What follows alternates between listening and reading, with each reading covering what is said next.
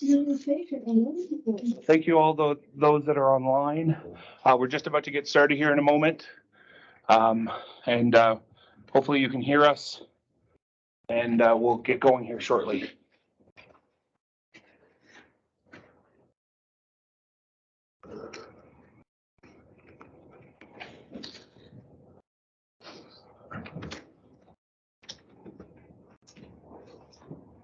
Silence falls over the courthouse. I don't know if that's a good thing or a bad thing. Feel a lot of eyes on me right now. Okay, let's see. Is it 6:15? It's 6:15. Okay, thank you very much. Thank you everyone for coming out this evening. My name is John Grieve. I'm the Deputy Project Manager from Parsons on this assignment.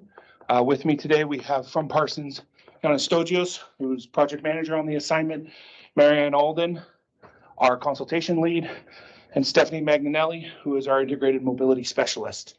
Also here this evening, our city staff. Tom, I apologize, I forget your last name. Oh, good evening without the name. Tom. Director of Planning Services here at the city. Yes, Megan, I apologize for your last name as well. Okay. I'm Megan Harrington, I'm manager of policy. And then Connor Bauer, who I actually do know his last name, senior planner from the city on the file. So as I just spoke to you this evening, we have two presentations. They're the exact same thing. So you can stay for both of them and listen to me talk, or you can leave afterwards. I won't be offended. And so about a 30-minute presentation, basically an exact copy for those of you in this room that the boards you may have already looked at. This presentation is almost a carbon copy. We have a few extra slides that go into a bit more detail, but essentially what you saw in the boards. Both the boards and the presentation will be posted online at our connectoshawa.ca project website, as well as this recording of this video. So we are recording on our virtual platform right now.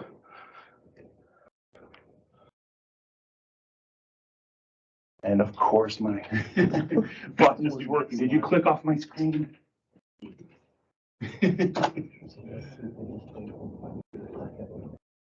There we go. Technology, you love it and you hate it all at the same time. Okay, so presentation agenda. Generally, we're going to go over the project overview and purpose. Why are we doing this assignment? Go briefly over an existing conditions assessment from a transportation perspective, followed by an existing condition assessment of the land use and kind of sustainable development aspects of this assignment, followed by commercial analysis. Same thing, preview or overview of the existing conditions. We then want to introduce to you the vision and guiding principles of this project, present a preliminary draft problem and opportunity statement, and then, as I said, we'll close with opportunities for question and answer following the assignment, or sorry, following the presentation. So project overview and purpose.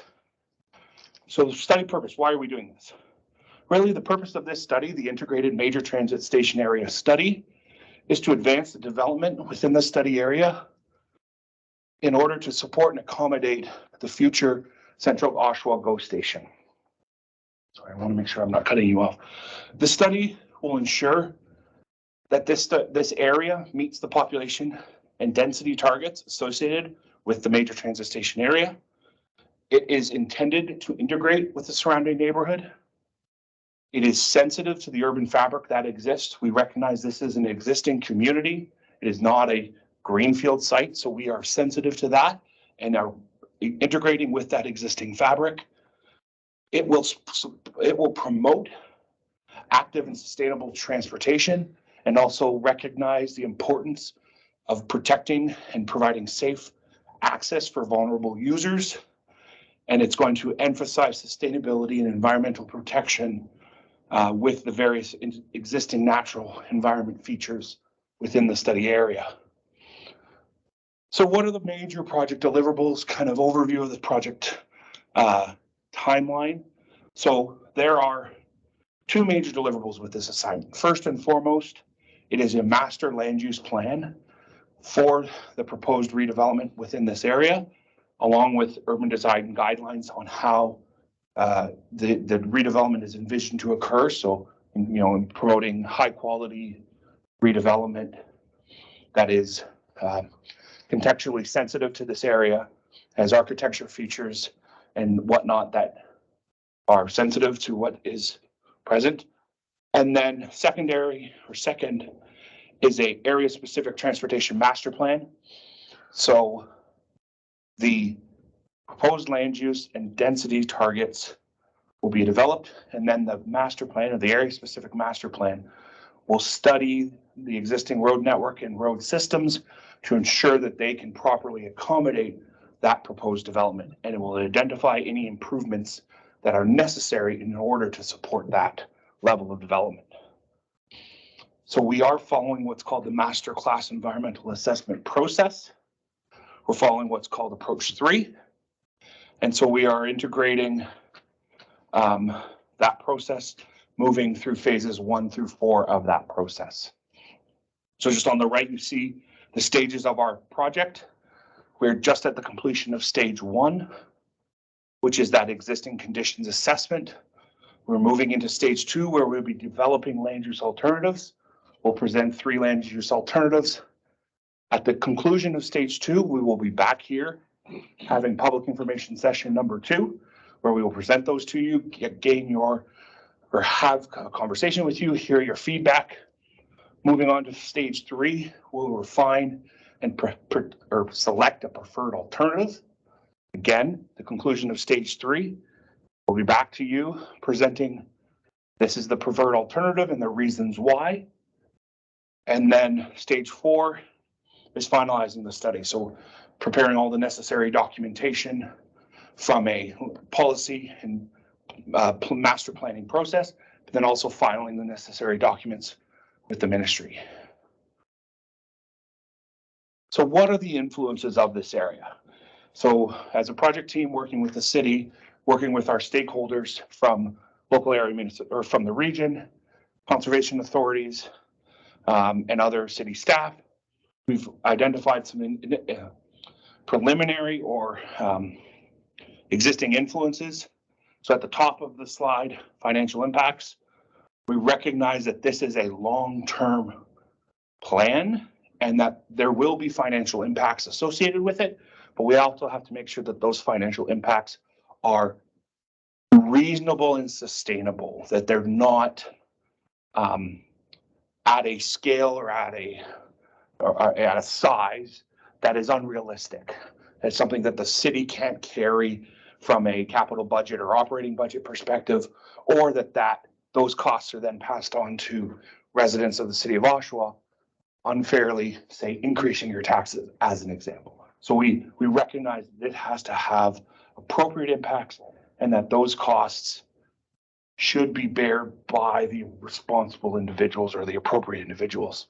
Moving around from a demographics, we want to understand people and the jobs of this area and what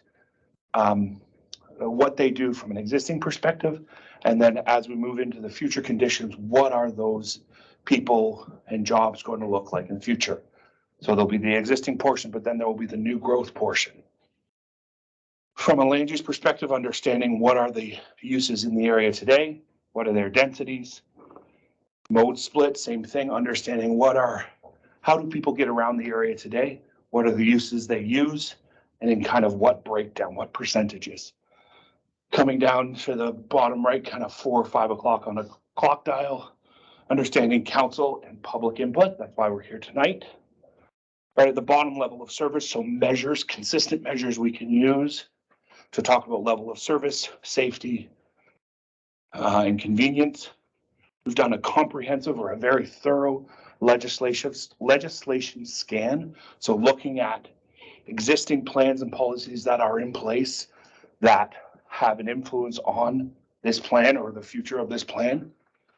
We've looked at and are understanding the technology options that this plan may have. Understanding, finally, the last one, understanding the influences on travel. What are the kind of outside influences on this area? You know, Ministry of Transportation. We recognize, you know, Highway 401 is part of kind of the south end of this study, but also from a, you know, we have community safety zones or neighborhood level influences we want to understand as well. So transportation assessment, as I said, we've done a brief existing conditions assessment, and this is what we've seen. So from a mode share perspective, currently in this area, almost 80% of commuter journeys are done by a private automobile, whether the person is the driver or the passenger. Public transit in this area accounts for approximately 13%, and then walking and cycling is about 8%.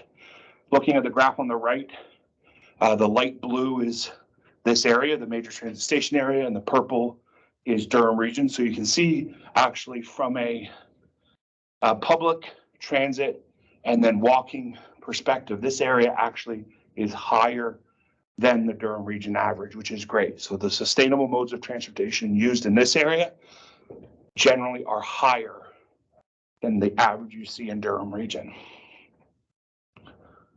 From a traffic operations perspective, you can see on the map on the right, we've studied a little more than 12 study area intersections and looked at their levels of service. So how traffic operates and flows through those intersections.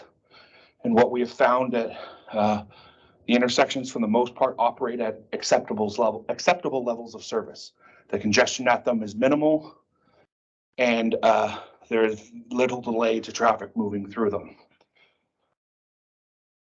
From a collision perspective, we can see that.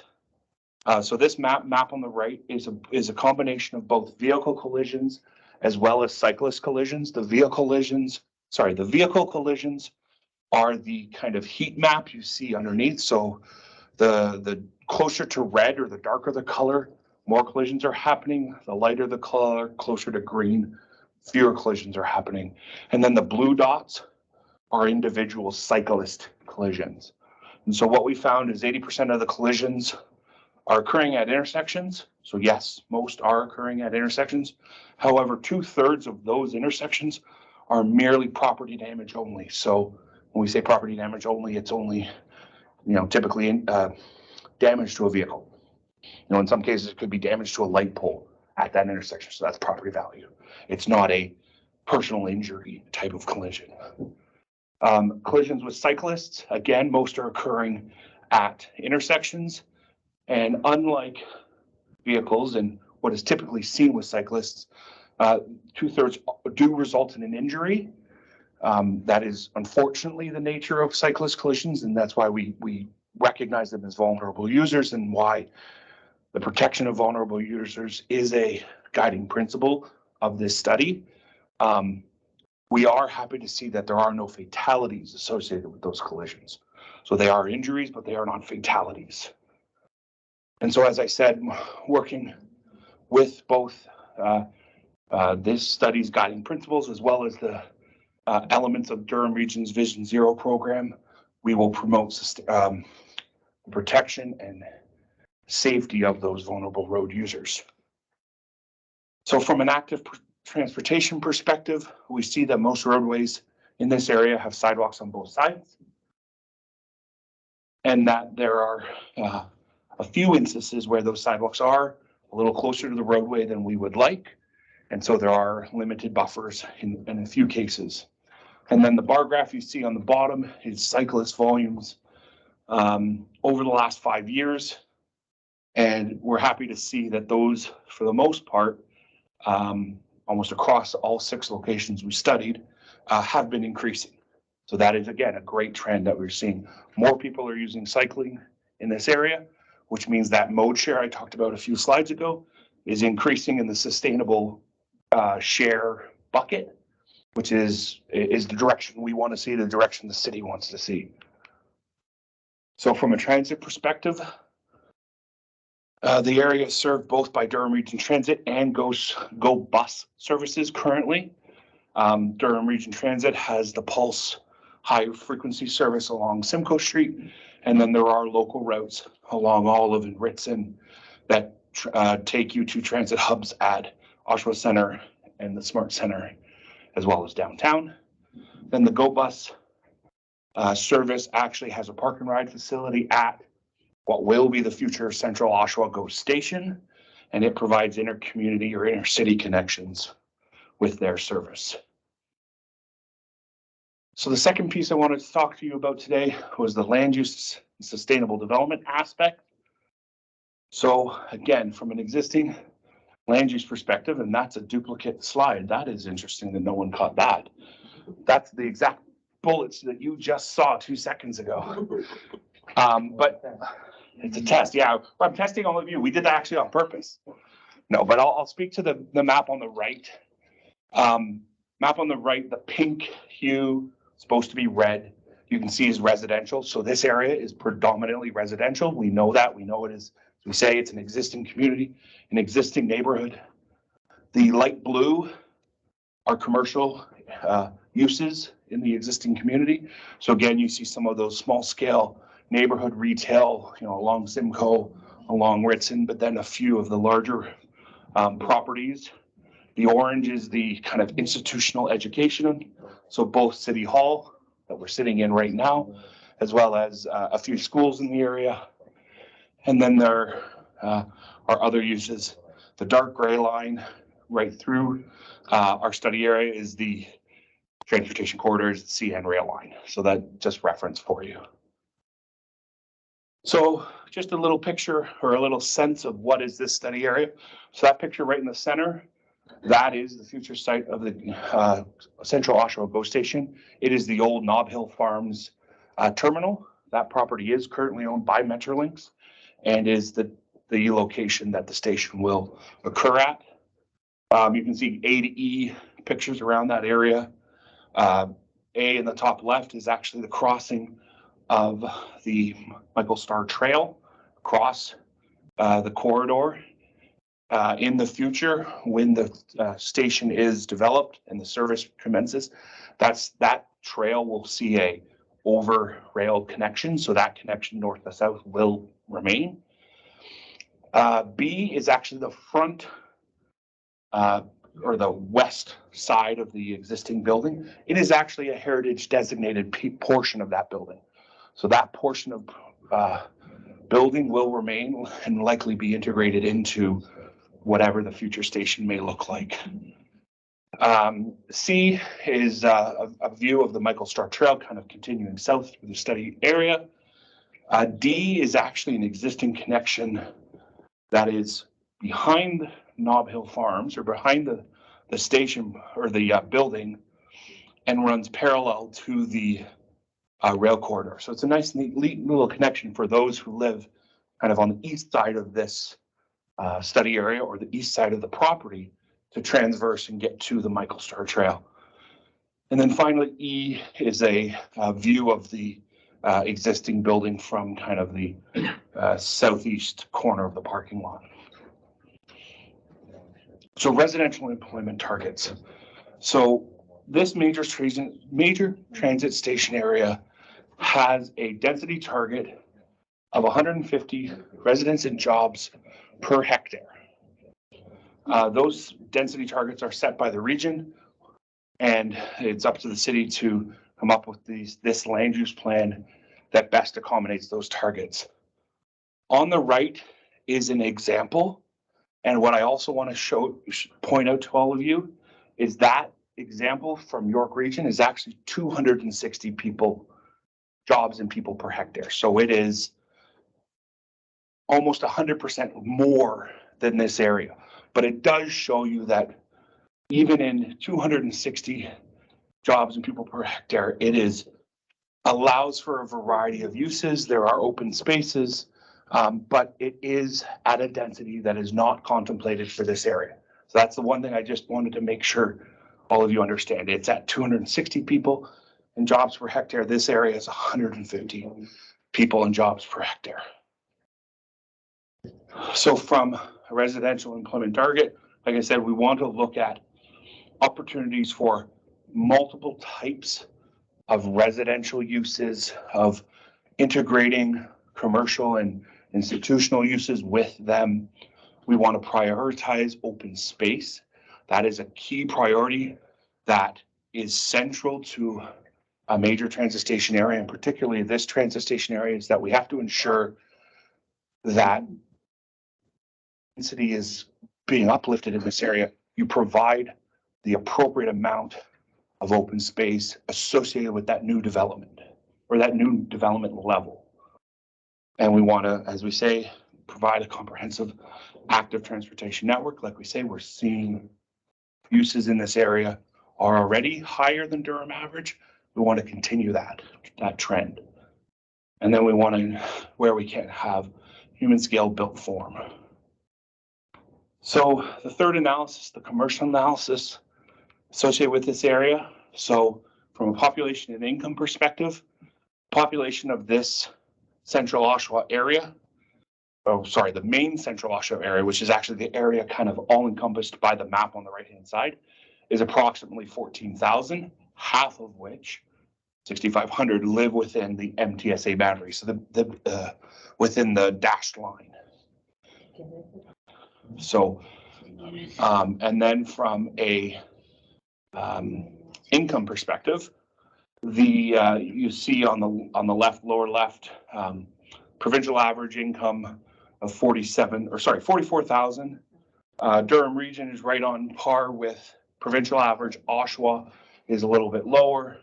And then the main central area and this MTSA, again, lower than that. So we want to see that this area have opportunities for uplift, and that includes better opportunities for income and income for its residents. From a retail and commercial space perspective, looking at, again, Oshawa Center, that large area, you can see that there is about 2,500 square feet of space that is mixed between service, other retail uses, food and beverage, and there is a portion of vacant land. When you then look at the downtown, which is just located north of this area, there's about 1 million square feet of space, most of it in kind of the other retail category, but again, has services, food and beverage, and a portion that is vacant. And then when we look at this MTSA proper, it is much more like the Oshawa Center split, where it's predominantly service-based with some other retail, food and beverage, and again, vacant, a percentage of vacancy. So you see a mix in this area. So as I say, we wanted to present our vision and guiding principles. So the vision for this area is to be industry leading, sustainable, and have a context sensitive built form that is accessible and is supported by a multimodal transportation system. That redevelopment and capital investment in this area should improve the lives of the people that work and live in this area. And as I say, should be sustainable in nature. We want to continue to reduce auto dependency in this area. It has already started prior to this study. We want to see that continue. And then any land use and urban form must protect natural heritage and heritage assets of the area. So then from a guiding principles perspective, we want to establish a complete community. So a community that has all of those uses that residents can live and work in and thrive in.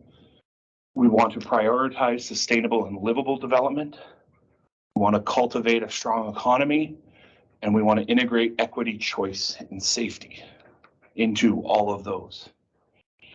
So from a draft problem and opportunity statement, so this statement is a kind of a guiding statement of the project, is a part of a requirement of that EA process.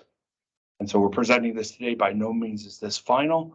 Part of what we're doing here today is we want to hear your comments either today here in person or through the comment forms that you may have picked up or online.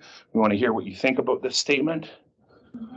So from a problem perspective, I'm going to read it out. The Central Oshawa Major Transit Station area encompasses the planned Central Oshawa GO Station along the future Lakeshore East GO Rail service extension.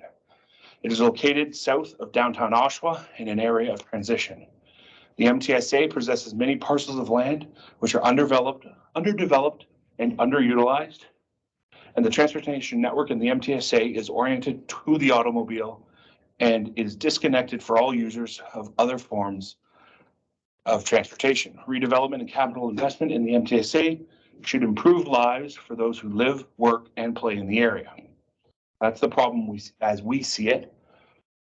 And then the opportunity is in order to support future GO Station extension and the planned Central Oshawa GO Station along with the population and employment density targets of the MTSA dictated by the province.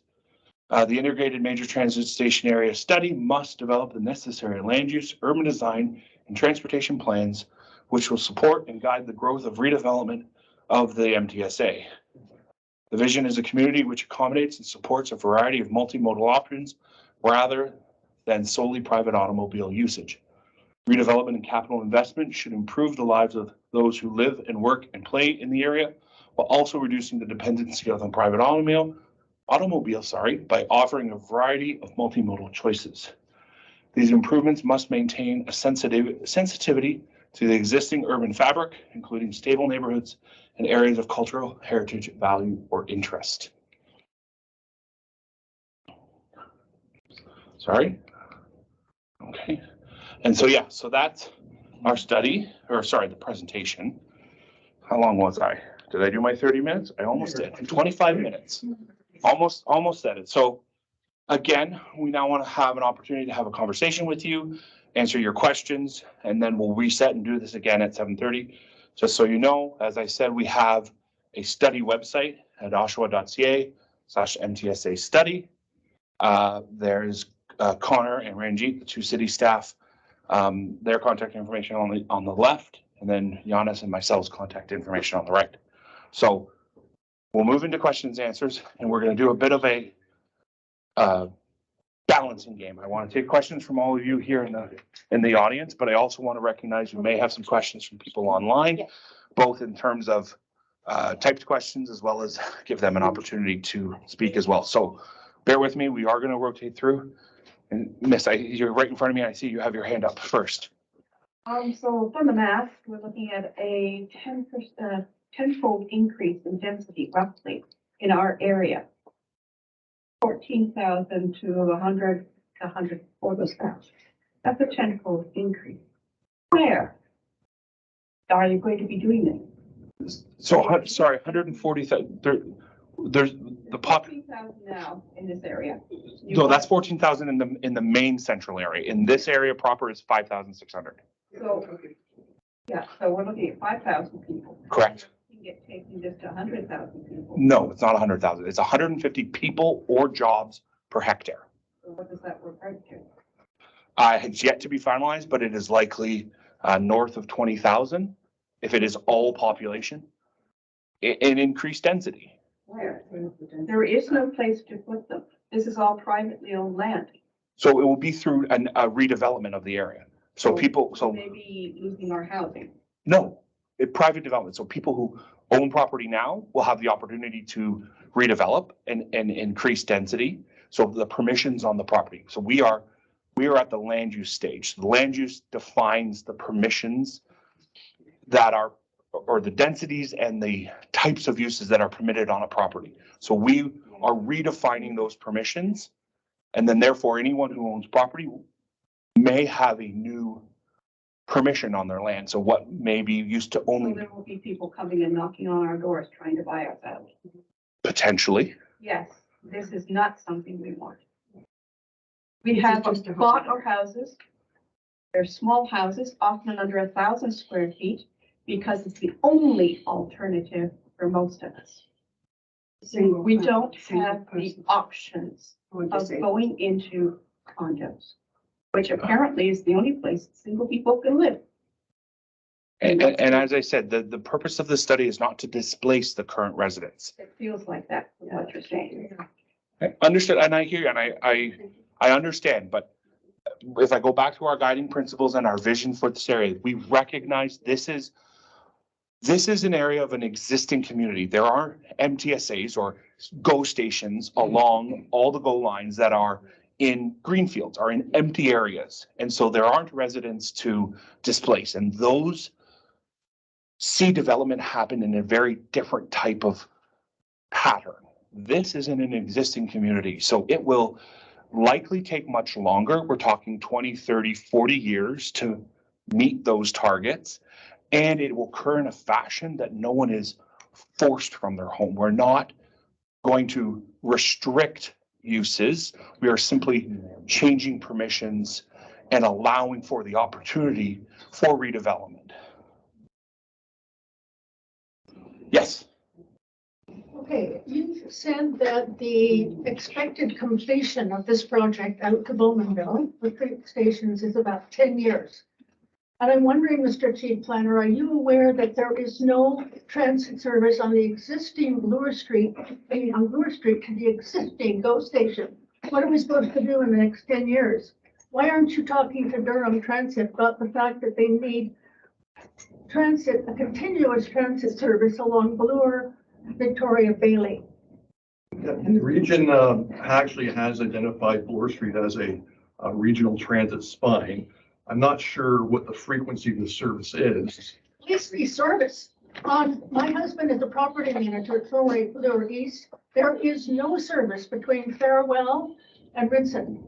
There is no continuous, there's no service to the existing GO station. What are we supposed to do?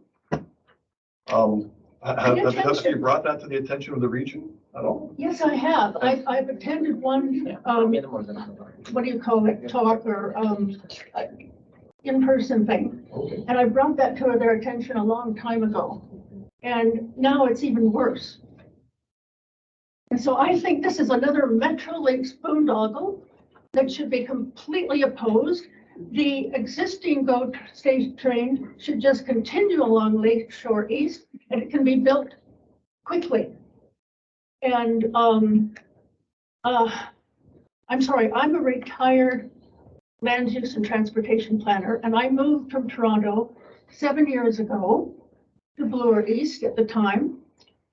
And I have seen Metrolinx boondoggles continually over the last decades, and it's destroying the transit infrastructure. I mean, we've got all these transit infrastructure projects in the GTA that are never going to get built, like the Scarborough subway from Kennedy to, the Scarborough, the town center, the supposed subway line from Finch up to Richmond Hill, the Ontario line. All of these things are on the board, and I don't think most of them are going to get built, and I don't think this is going to get built. So I think it's just another boondoggle. And Mr. Councillor, I think Oshawa should just oppose this whole thing and tell them to take it back to the drawing board and just extend the existing Lakeshore East and provide good transit service to it.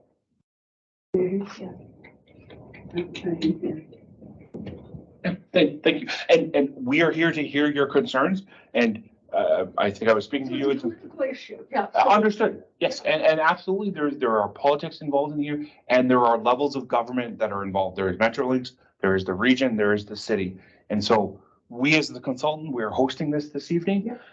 It is being recorded. Everything that is being said is being recorded. We are taking your comment, and as our responsibility of this assignment is to document all of that. Okay, and I just want to say one last thing, and I personally saw Metrolinx really destroy the Eglinton Crosstown project when they took it around all the way from the TTC and privatized it.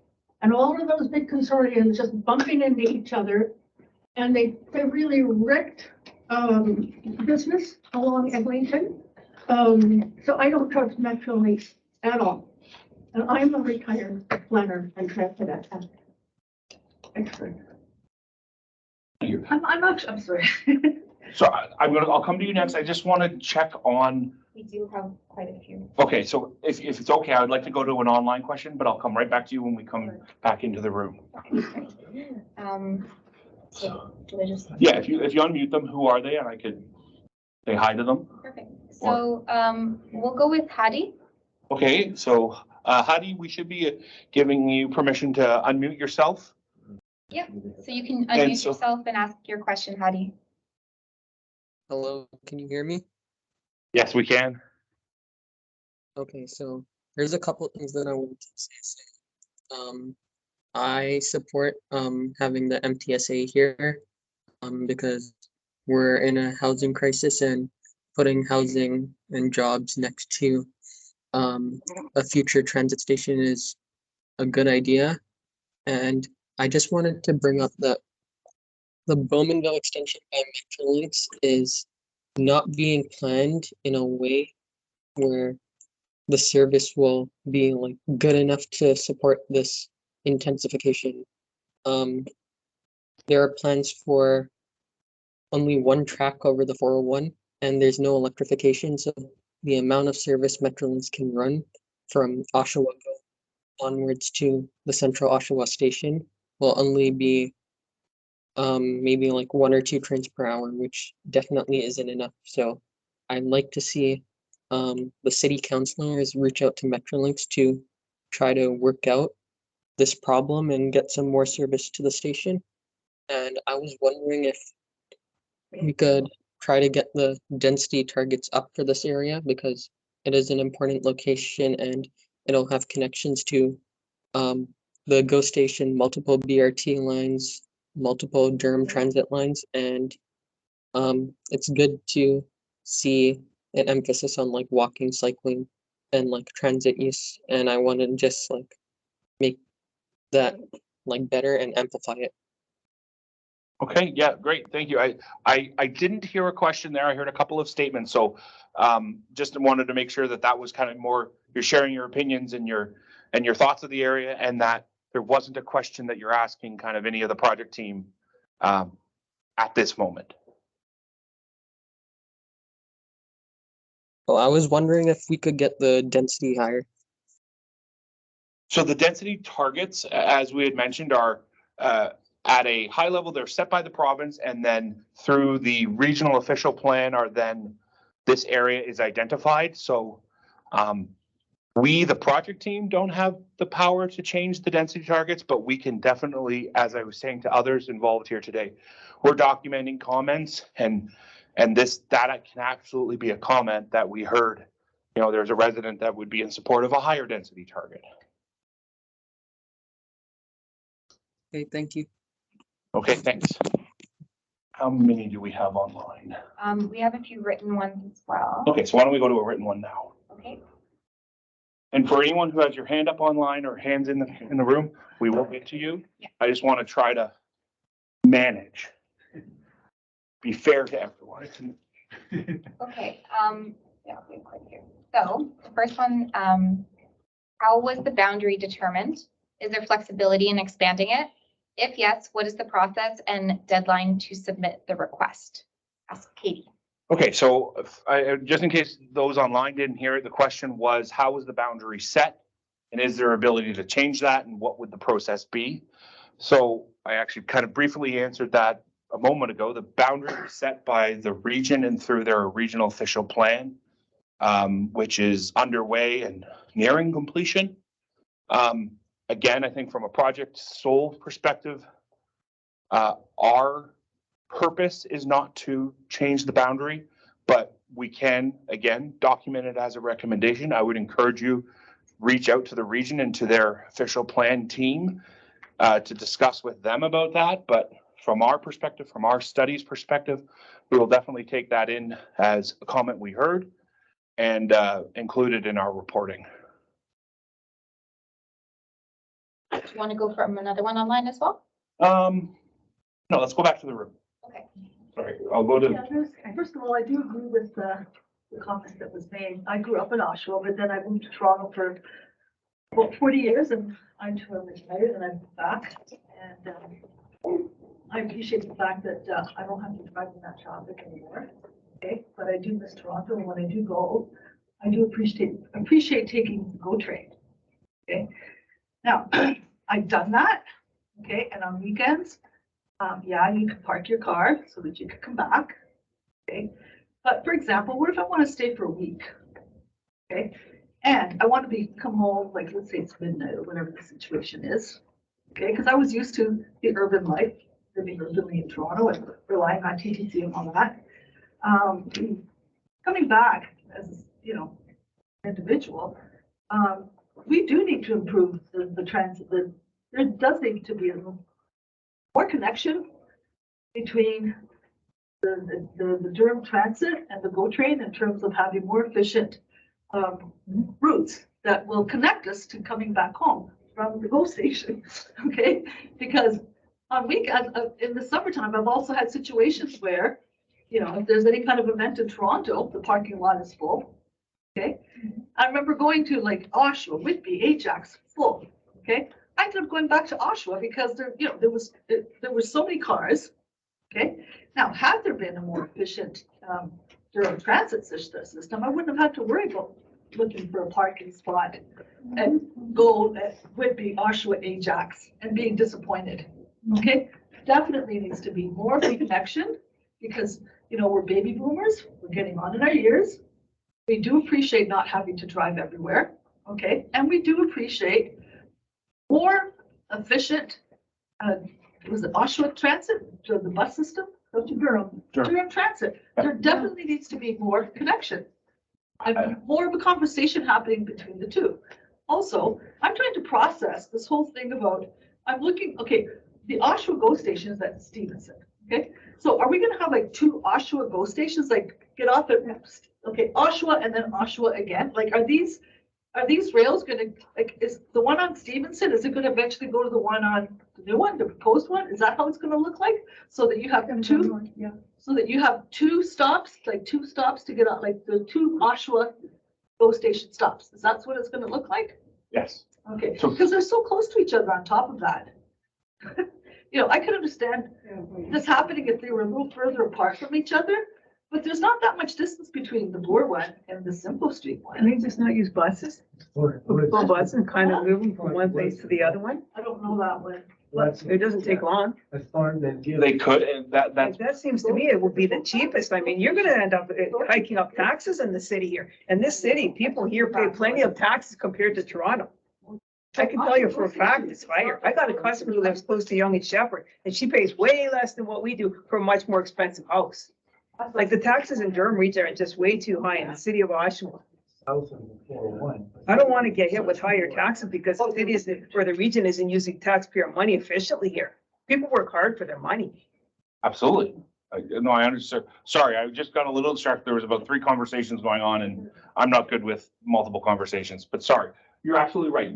The purpose of this is not to burden existing taxpayers, as we say. The plan for this is to be sustainable Yeah. financially. Right. And from a services perspective, as I went back on the kind of the 2 major deliverables of this assignment, the first is to set the land use permissions of the area.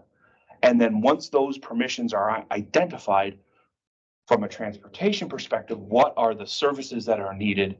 Not only vehicle, which is traditionally what you look at, but more importantly in this area and more importantly to this project, what are the sustainable options?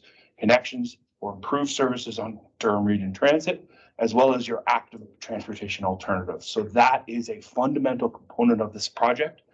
We have a technical advisory committee that meets as part of this assignment too. Durham Region Transit is part of that. Metrolinx is part of that. They are part of this process. They will hear summaries of public consultation. And so we, project team and this study, what we can do is hear, listen, take in your feedback. It will be documented and become part of the final deliverables of this assignment. What do they plan on using, like that lot, that what used to be the Nobile that Durham Transit, or GO Transit owns? What do they plan on, when do they plan on developing it, or what, is it gonna be a parking lot, or how is this gonna all work? So that property is owned by Metrolinx. It's envisioned that that will be where the station exists. Yeah, And then there is obviously the potential, if Metrolinx, a private property owner, could decide to have development as well on that property, residential, commercial, retail uses, so that the vision for exactly what the station looks like hasn't been set. We know the location of the station is at that spot, but then it's up to Metrolinx as the property owner to decide how they develop the station beyond the critical station infrastructure, like a platform and other elements. So they'll be the ones.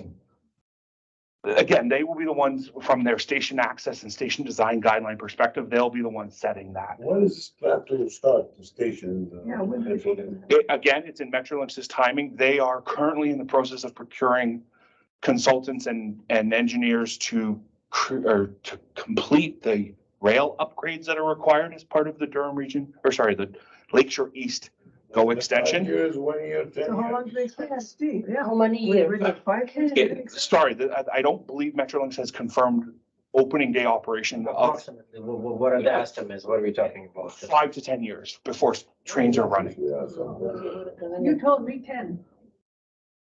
Yeah, it's going to be closer to 10 would be my personal opinion. Again, I don't speak for Metrolinx. They have the ability to change timelines, but yeah, the trajectory looks like 10 years. And as I previously said, the redevelopment of this area, so to hit that 150 density population target of 150 people and jobs per hectare, which is roughly 20,000 more people, is a 20 to 40 year horizon. So it is, 10 years before service likely starts and another 20 to 30 years before you see the development fully catch up.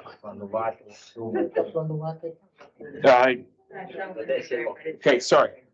Two questions. Yep. Clarify on the route of the train. Yep. So where would it starts at the existing GO station Yep. and it goes north up through the corridor, Yeah, so comes across? as far as I recall, the most recent design presented by Metrolinx is it crosses using the GM spur, which is immediately east of the existing GO station, Yeah. and then we'll turn east along the CN line or CP line, And then just continue. and then continues out to Bowmanville. Bowmanville will be the new terminus. And then the second question is, so you mentioned that most of the existing or the new stops have been in greenfield sites. Is there a comparison to like an existing stop that is similar to what they're proposing? Well, you're going to challenge my MTSA knowledge. Sorry? Maybe like Woodbine. I was gonna say Woodbine or even Port Credit. Port Credit is probably an existing MTSA that had an existing community within it, and it is slowly seeing redevelopment of what was townhomes or single-family homes into larger density. But yeah, predominantly a lot of, at least the MTSAs in the east, along Eastern, Lakeshore West, Milton, Georgetown GO lines, you do see them in the peripheries of Brampton, Mississauga are predominantly greenfield. So this is a bit of a unique circumstance, but that's also why we're here doing this study. We're here to recognize existing land uses and then come up with a plan that is respectful of those, but also is able to meet the density targets or provide for the permissions to meet those density targets. Yes. I was wondering where we live, right behind us, there's vacant space. But there's been a lot of people doing environmental studies. So I was wondering, a lot of the people back there have been talking to said the land's actually quite toxic. So if that sounds to be true, are they going to be sending those studies to the homeowners that are affected? Like, because right behind our house, it's supposed to be toxic. I didn't know when I bought the house, but that seems to be what it is.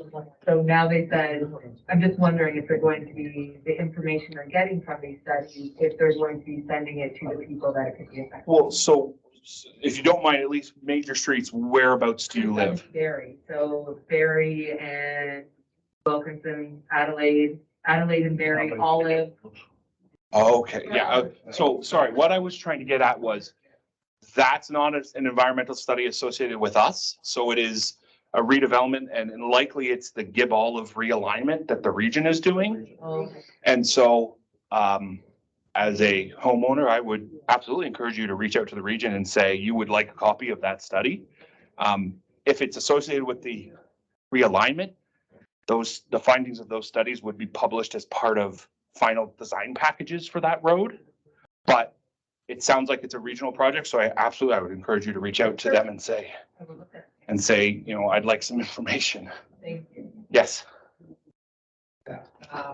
Just some questions here. Are you guys regrading the Iowa interchange center? Those are Richardson Road. So yes, as part of our master plan or transportation assessment, we will consider the future road conditions, both any improvements like the Gibb Olive realignment or city, and then as well as any MTO changes. That result in slowing down a little bit, maybe putting some bike lanes, some trees on the boulevard, like just to make it more pedestrian friendly. Sorry, slowing down. I missed the road you mentioned. Like Ritson Road, so slow it down, so we'll have the same traffic volumes. Very possibly, you're right. It would no longer have access or And Absolutely. Development, I guess the Simcoe corridor, are you guys, that's already been rezoned, or you guys can just do that already, because it's commercial land, right? Right, so we have no rezoning has happened yet. Definitely Simcoe Street from a transit corridor perspective has already been identified as a higher order transit spine. There's a parallel study that's going on that's looking at the appropriate higher order transit type on that study. So we are in communication with them to understand what are their suggestions, but that corridor will likely see mixed use, so it will retain its commercial perspective, at grade, and there likely will be, it will likely be some density. That's as long as the Simcoe Street, as long as it's up to this new station, it's great for me, right? Because I plan on walking to that station, so. No, and Simcoe Street is an area where, it is a spine of the area. It will see, I'm not saying it will be the highest density portion, but it will be a place where density is logical. Traffic, you guys finally finish John Street through you? That connection? So my understanding is that connection is part of the future redevelopment, the approved development of that empty block. So that developer can make that connection. Simcoe Street go back to two-way traffic? That's beyond my control. Again, I can make it, I can document it. That's under control of the region. Yeah. Sorry, if you said Simcoe, that's a regional road. I think we should, John, we should take some. No. Okay, sorry, I'm gonna pause the room again. I've been notified that online is going crazy. Yeah. So from C. Clement, we have a written one. How will the city convince GO to put more bus stops along Simcoe Street, as the only stop is in a really dangerous area at Simcoe and Athol? Sorry. Athol, yeah. This would increase more people to access the area without displacing the residents. So sorry, is that GO service or Durham Region Transit service? But I guess regardless, Yeah. encouraging additional stops is something, we want to hear from residents. If you're hearing that existing stops are in poor locations or are not ideally located, we want to hear those comments. We want to even, write that comment in that says where it is wrong. It should be moved a block south, a block north, or something should be added. Please give us those comments and we can make those part of our overall study and look at, passing that information along to either Durham Region Transit or GO Metrolinx. And we have another one from Fred. Fred, I'm just going to allow you to unmute yourself. So whenever you're ready, you can ask your question, and thank you for being patient. Hi, Fred. Hopefully you've been able to unmute yourself. You there, Fred? It looks like his box is lighting up. Fred, if you're asking a question, you can unmute yourself. Along the top banner, there should be a little button that says unmute. No, I can't. Okay, so we won't forget you, Fred. I'm going to move on. We'll see if we can maybe maybe type your question in. Yeah. So could we go to another typed? Well, we have another person that raised their hand, Katie, and she's also typed some. So Katie, I'm just going to allow you to unmute yourself. So whenever you're ready. Hey, Katie, can you hear us? Hi, John and Oh, Oshawa hi, team. Katie. Hi. Yes. I must say you're a great presenter.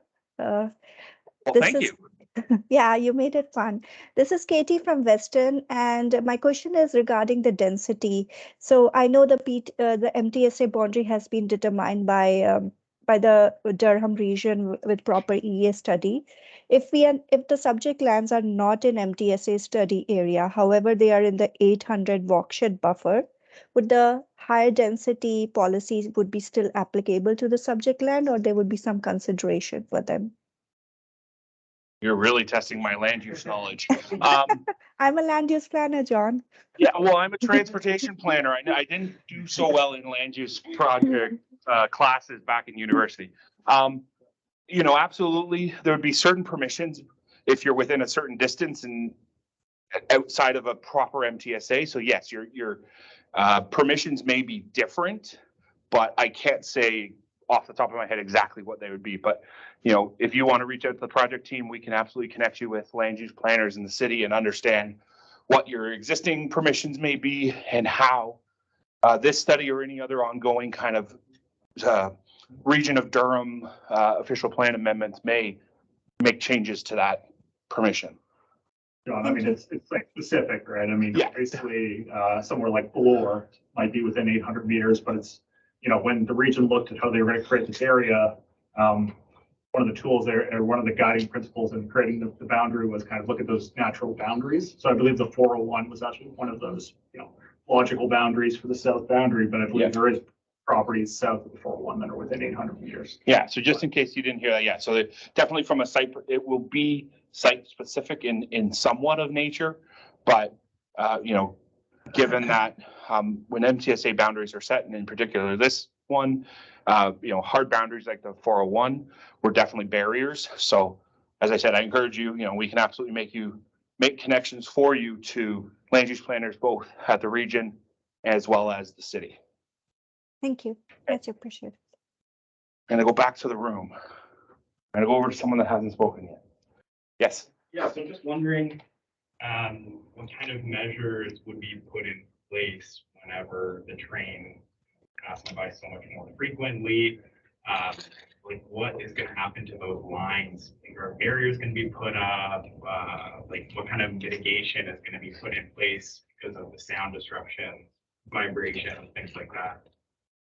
So just like in the introduction of any transit line, there will be studies that need to be done, noise, vibration, all of that, to understand what are the impacts, and if those impacts are above approval or above acceptable thresholds, then mitigation measures have to be put in place, like sound walls and the such. So those studies would be done by Metrolinx as part of them upgrading the rail corridor to be able to take passenger service on, and so then they would be identifying those types of measures. Will any of that information be communicated via the subsequent 3 meetings that we're gonna have? If they had it in time, yes, we absolutely would. I would suspect that their timelines are further than ours. So as residents of the area, you should be made aware, much like you were made aware of this study, there would be some public consultation associated with Metrolinx's process of designing and upgrading the rail corridor. And they are currently doing an addendum to their environmental assessment that they did in 2011. But there is a 2011 EA that was done, environmental assessment that was done for this corridor. And I believe it is a public document now. It's you know, if you Google it or whatever, it'll be there. But certainly, you know, I can give you my card. I can send you an email with it. It's you know, it is a public document right now. It's obviously 11 years out of date, 12 years out of date, and they are doing an addendum to it as a result of that, but which will obviously kind of bring to current context. But they have done kind of the major piece in 2011 when they were originally looking at this corridor. Great, thank you. Sorry, I'm gonna go one more person hasn't spoken yet, and then I'll come back to you. Okay. Yes. Yeah, my son bought a small little property on 0 Toronto Avenue, where Jackson and Toronto Avenue are. Yep. And I'm getting mixed answers from the city people. Some of them, they say, yes, you can build. Some of them say, I don't think they'll let you build because they're closing the street. I'm halfway through to the site plan.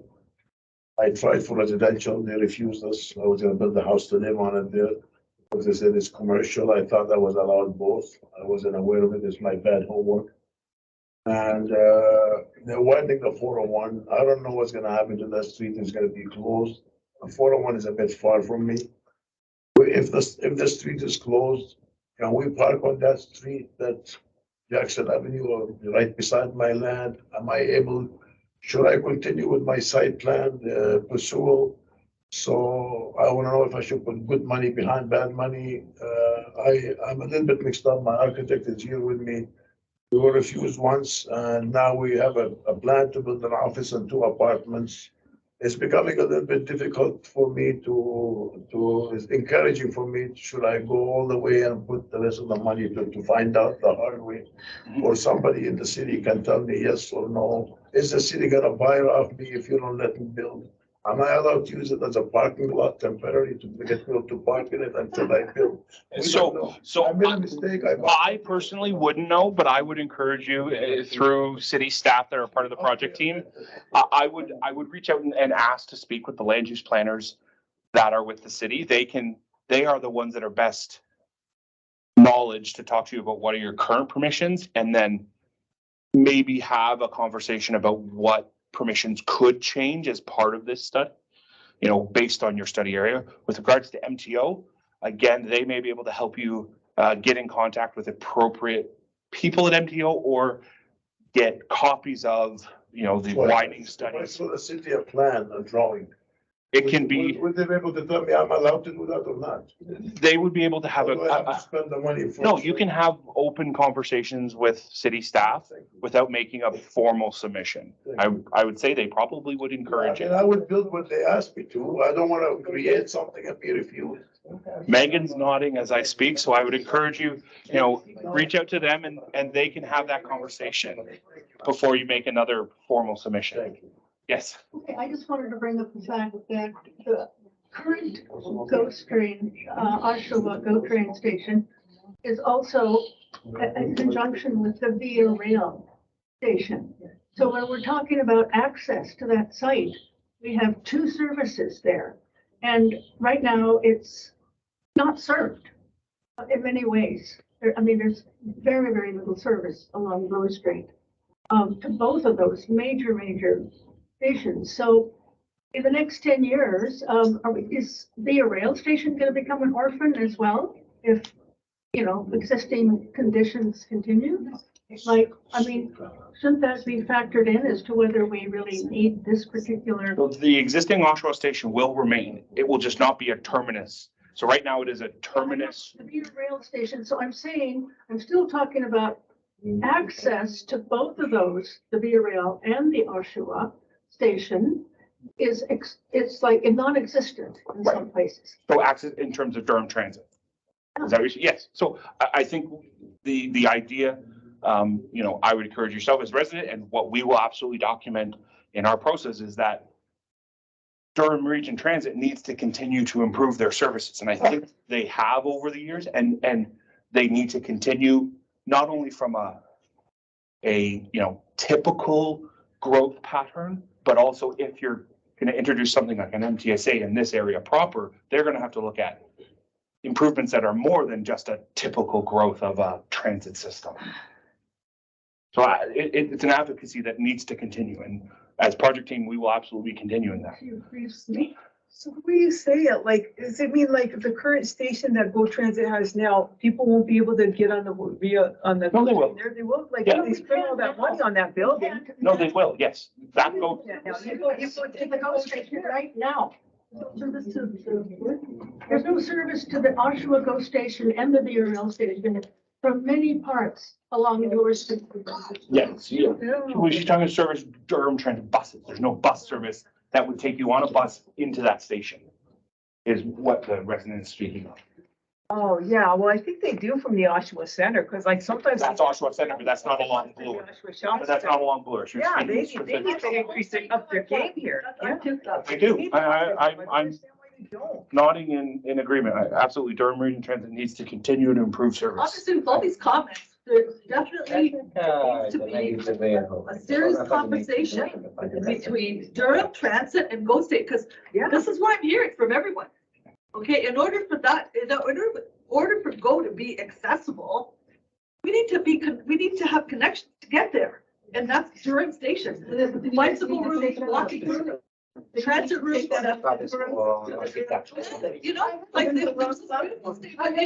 Sorry, everyone, like, sorry. Let's do the gentleman in the front and a couple of. I just want to get to the general question. A very specific question. You might not be able to answer it. At least you can point me in the right direction. My parents live at the Toronto Avenue, the short avenue, which is exit to 4-1 right now. Yep. Do you know if there is and it is on your map at the bottom of the map, do you know if there is a plan for them to close that exit? If not, how do we find out that information? Because they're trying to make some plans as well, and they don't know what the plans are for that, for that particular area. So close access onto the 401. Yeah, I mean, the 254, the Toronto Avenue, the short Yeah, street. so, we definitely can get you, links and direct you in the right direction to existing MTO studies that identify their preliminary plans. Those plans, to my understanding, haven't been finalized, but at least in preliminary versions, I do believe that access is closed and that they are making improvements to the Simcoe. Do you know when the timelines, or how do we find out all that information? Again, through MTO, my knowledge is that their timeline is not imminently, which I believe it's outside of their 10-year forecast, but They have started some. So like, this site is for work. Ministry of Transportation or? Yeah, so we can get you a Okay, contact. so I'll with get the maybe your card if you can just get me the contact of somebody. Thank you. Absolutely. Thank you. John, we have one from Fred. He wasn't able to, Unmute. himself, but Perfect. he asks, it wouldn't, oh, sorry. Regarding the residential density target, we have a number of large residential developments being planned before and after 2024, both within and just outside of the MTSA boundary. Will these developments be factored in the plan and accordingly adjusted? Yes, thank you for the question, Fred, and yes, absolutely. Any proposed development that is within the study area that is has been granted approval is within our calculation. We also have any development that is in the pipeline. So while those numbers aren't final, we're working with city staff as those become final or become more accurate, we are including them and therefore, adjusting our overall calculation of, what is the missing number. And we just have one more from Thomas. Yes. So in the presentation, the density target was noted as 150 residents and jobs combined per hectare. My understanding is that this is a minimum target. Is that correct? If so, is there a maximum target? So yes, that is a minimum target. There is no maximum, but I will tell you that in Durham region, in this area, there is, I will say, no desire or no practical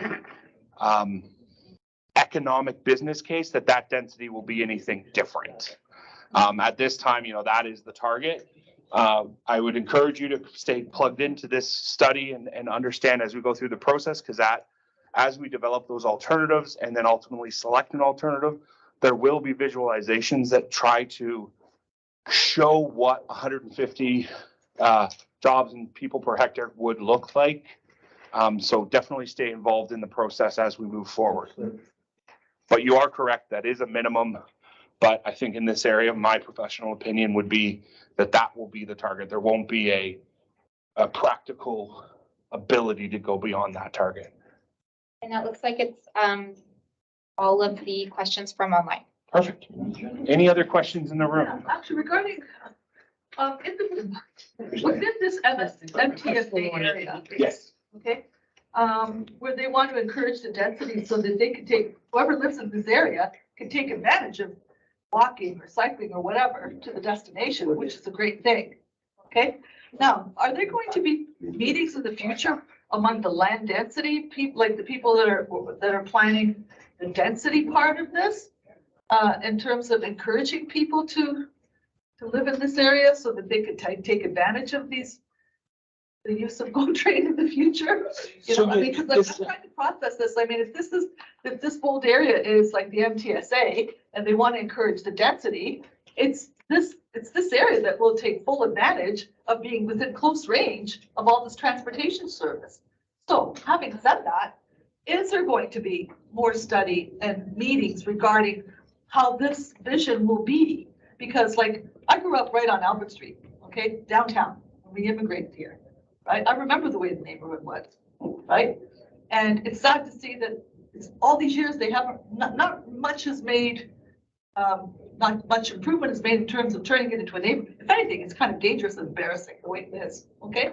And that land serve regarding like that, where the fittings plant used to be, it's been years and years and years that it's considered toxic. That's a big chunk of land, okay, which is within the MTSA. Have they moved forward with seeing what's going on with that? So that land specific, I'm Like, you know, like, is in So the a future, portion because of this is. Is that the ukulele, John? Area, is there going to be future, like, meetings like this, that's going to, you know, have, have a close conversation? And so this study alone will have three more public consultations and then even a presentation to council where we will be presenting, first, the next one is we will present 3 land use alternatives that say, these are three options that meet the density target. Okay. And have a conversation. What are your thoughts about it? What are, you know, and then we will select a preferred based on all of those comments, refine. Then there'll be another public meeting on presenting the preferred. And then we will go away and finalize study reports and come back to the public again to say, okay, we've now finalized all our reports. This is our final land use option. And then when we present it to council, it is then on to the city to then integrate it into their official plan. So then there will be a series of meetings associated with enacting a new official plan for the city of Oshawa. And so we are in the infancy of this whole process. I recognize it is a long one, but it is a purposeful step so that we have checks along the way. We have opportunities to engage you, the residents, and we, the consultant team, have a duty and a purpose within the study to hear all of your comments, package them up, and write our reports that we then hand over to the city. And it says, this is exactly what we heard. This is the option that was most supported by residents as we went through the process that makes the most technical sense. Here, city, now move forward. Just out of curiosity, does anyone know about what's happening with that, when the former fittings was? I remember years and years ago, I actually went there and they had this amazing project for housing. Okay, and then it was scrapped because of the toxins. My dad actually worked there. So my understanding is that that site has been approved for redevelopment. So there is a part of it has been approved. It's a big chunk of Yeah. land, and So that's they- part of this Yeah, area. so I guess you call it the north, part of the northwest quadrant of that property has been approved for zoning, and is, I believe, currently submitted for site plan. Yeah. So- Nodding his head, so yeah. So redevelopment, Like, why is it approved now? Like, are they gonna be, like, making sure So it's that, such a- like, it's- toxic seepage doesn't go through, or No, whatever the case is? I think it's such a large piece of land, obviously, and there's so many different infrastructure pieces, including the John Ulaley extension that was talked about earlier. I mean, I think any developer probably looks at it and says, okay, it's a phased approach. And essentially that northwest piece is that first phase. And I know that, obviously those next phases are in the docket. So and any contamination associated with the site, that developer would be responsible for Because that's cleaning John- up or maintaining. Like, it's right there. It's right there, John and Yeah, Lily. so a portion of that site is within our study area and a portion is outside and is actually in the downtown area. Yeah. But yes, that property was one of the largest open space Yeah. parcels that will see some density. And as Connor said, a portion has been approved and the developer does have a vision for the whole site and they're going through the necessary approval processes for their site. Like, are we going to be seeing, like a project, like, is there gonna be a sign saying, coming soon? I mean, that's up to them, but I mean, obviously there will be. But there will planning on meeting notice. signs. Yeah, associated with their next phase of gaining approvals on the site, they will have to post planning signs that say, we've proposed this. So yes. Yeah, our economic development folks are actually, tinkering with an idea where, you'd have the sign posts on the site, but then there'd be a tag on it, code, that you can just put your phone on, and then it would give you the actual project details, and show an image of what it would look like, that sort of thing. Yeah. So we're trying to get the message out using some relatively new technology. This is what this corridor needs. It needs a neighbor, it needs a resident, it needs to be a neighborhood again with people that want to live downtown. And now with this GO train proposal, that's even better. But you got to give people incentive to want to live in that corridor to take advantage of these opportunities. Because it's not that great. Like, this corridor is not that great in terms of neighborhoods and residents. And that's what we're here to start that process. Okay, and it's. I just want to get straight, just so I know. So essentially, you guys are, as the areas are rezoned and you start seeing development as it's happening, I can see it, right? I follow the websites and all everything, so I know what's being developed, right? So you guys are just playing like, just in case people start to develop out of control, you guys are putting the controls on that in the neighborhoods, this study? No, Because, you know, we don't are, want to- You know, somebody's not gonna just, these are all lots we're talking about here, right? Yep. So, okay, so I live on a lot, it can be rezoned, so it's very easy for a developer to come in and buy all the properties, and it doesn't matter, right? You're just putting in the controls to make sure it's controlled development? no, we're just, so just like existing, right now, there isn't. Or is this there- strictly for transit and residential is being left? No, so just think today, currently there is a land use plan for the city of Oshawa that defines permissions. All we are doing is we are recognizing that this area, So you change the permissions essentially. exactly, we're recognizing that this area is gonna get a GO station and therefore it can support greater densities, it can do some sort of other things. So we are looking at what are the appropriate new permissions for that area, So like for this area. similar to like Sherburne Street, Vermont, Richmond, those. Well, standard downtown, area, Seven Markham. right? So similar to like that, distillery district, it's like that. Sherburne, Potentially, that type of development. again, it will be a mixed development, and again, I know, just just mixed use development. but no, that no, type of mixed in density, terms of density. That's the type of density I'm looking at, like. a It lot- could be anything. It could be existing homes. It could be homes that are converted into duplexes and triplexes. It could be homes that are maybe raised and three-story buildings are put on, or it could be on some of the larger sites, 10, 15, 20 plus stories. It is going to be a mix. I have dreams of a downtown Oshawa, like a city.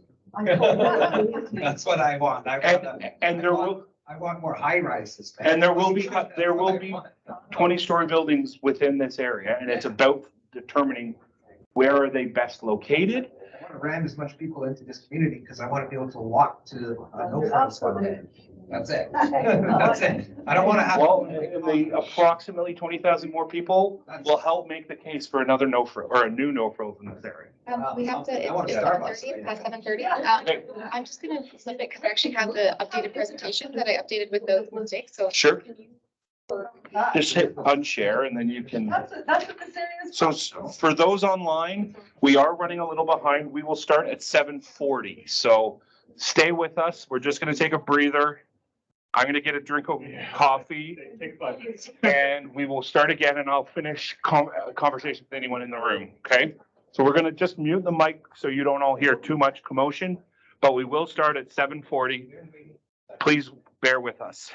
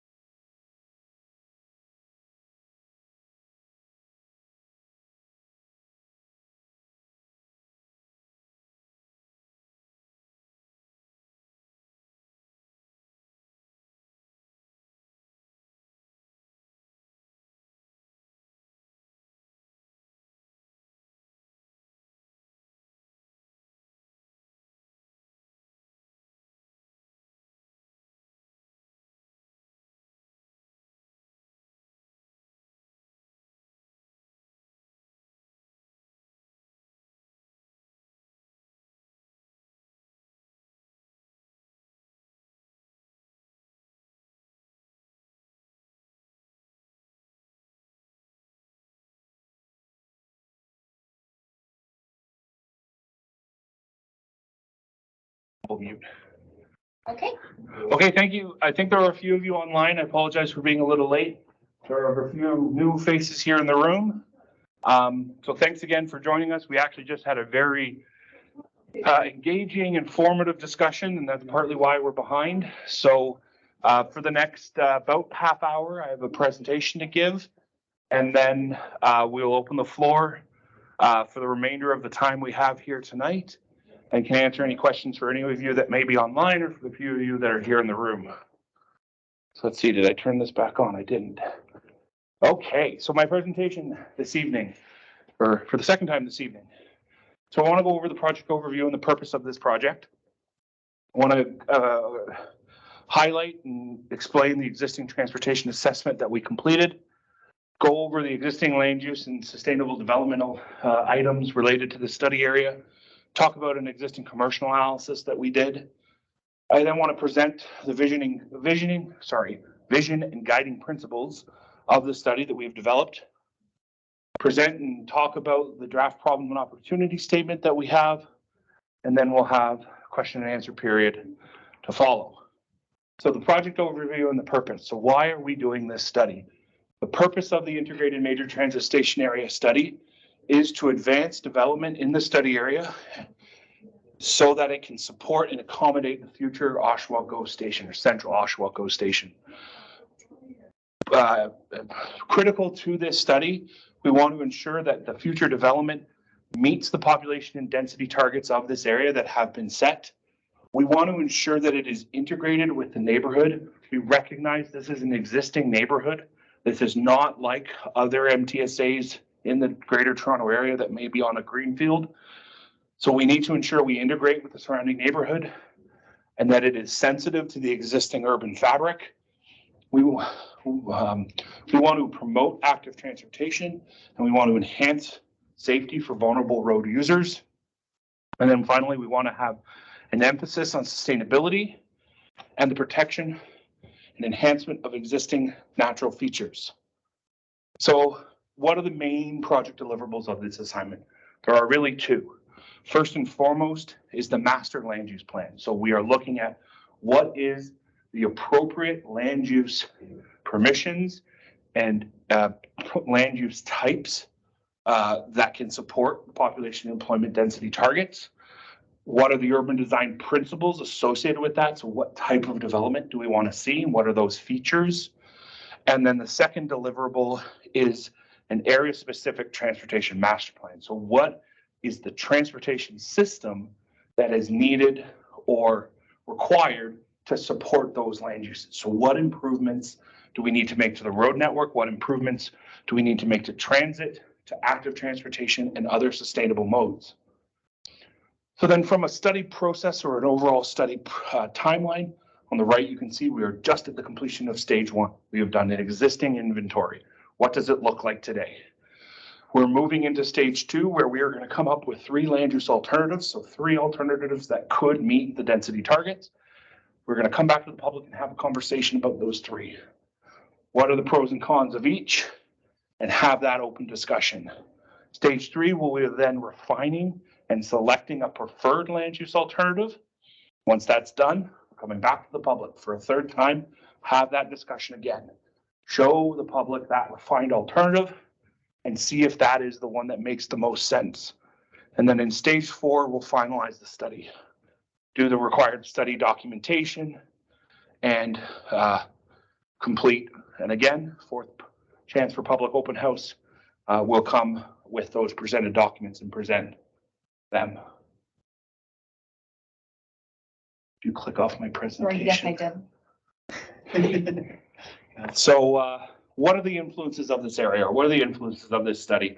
Starting at the top, financial impacts. First and foremost, we have to understand this is a long-range process and that it also has to be fiscally responsible.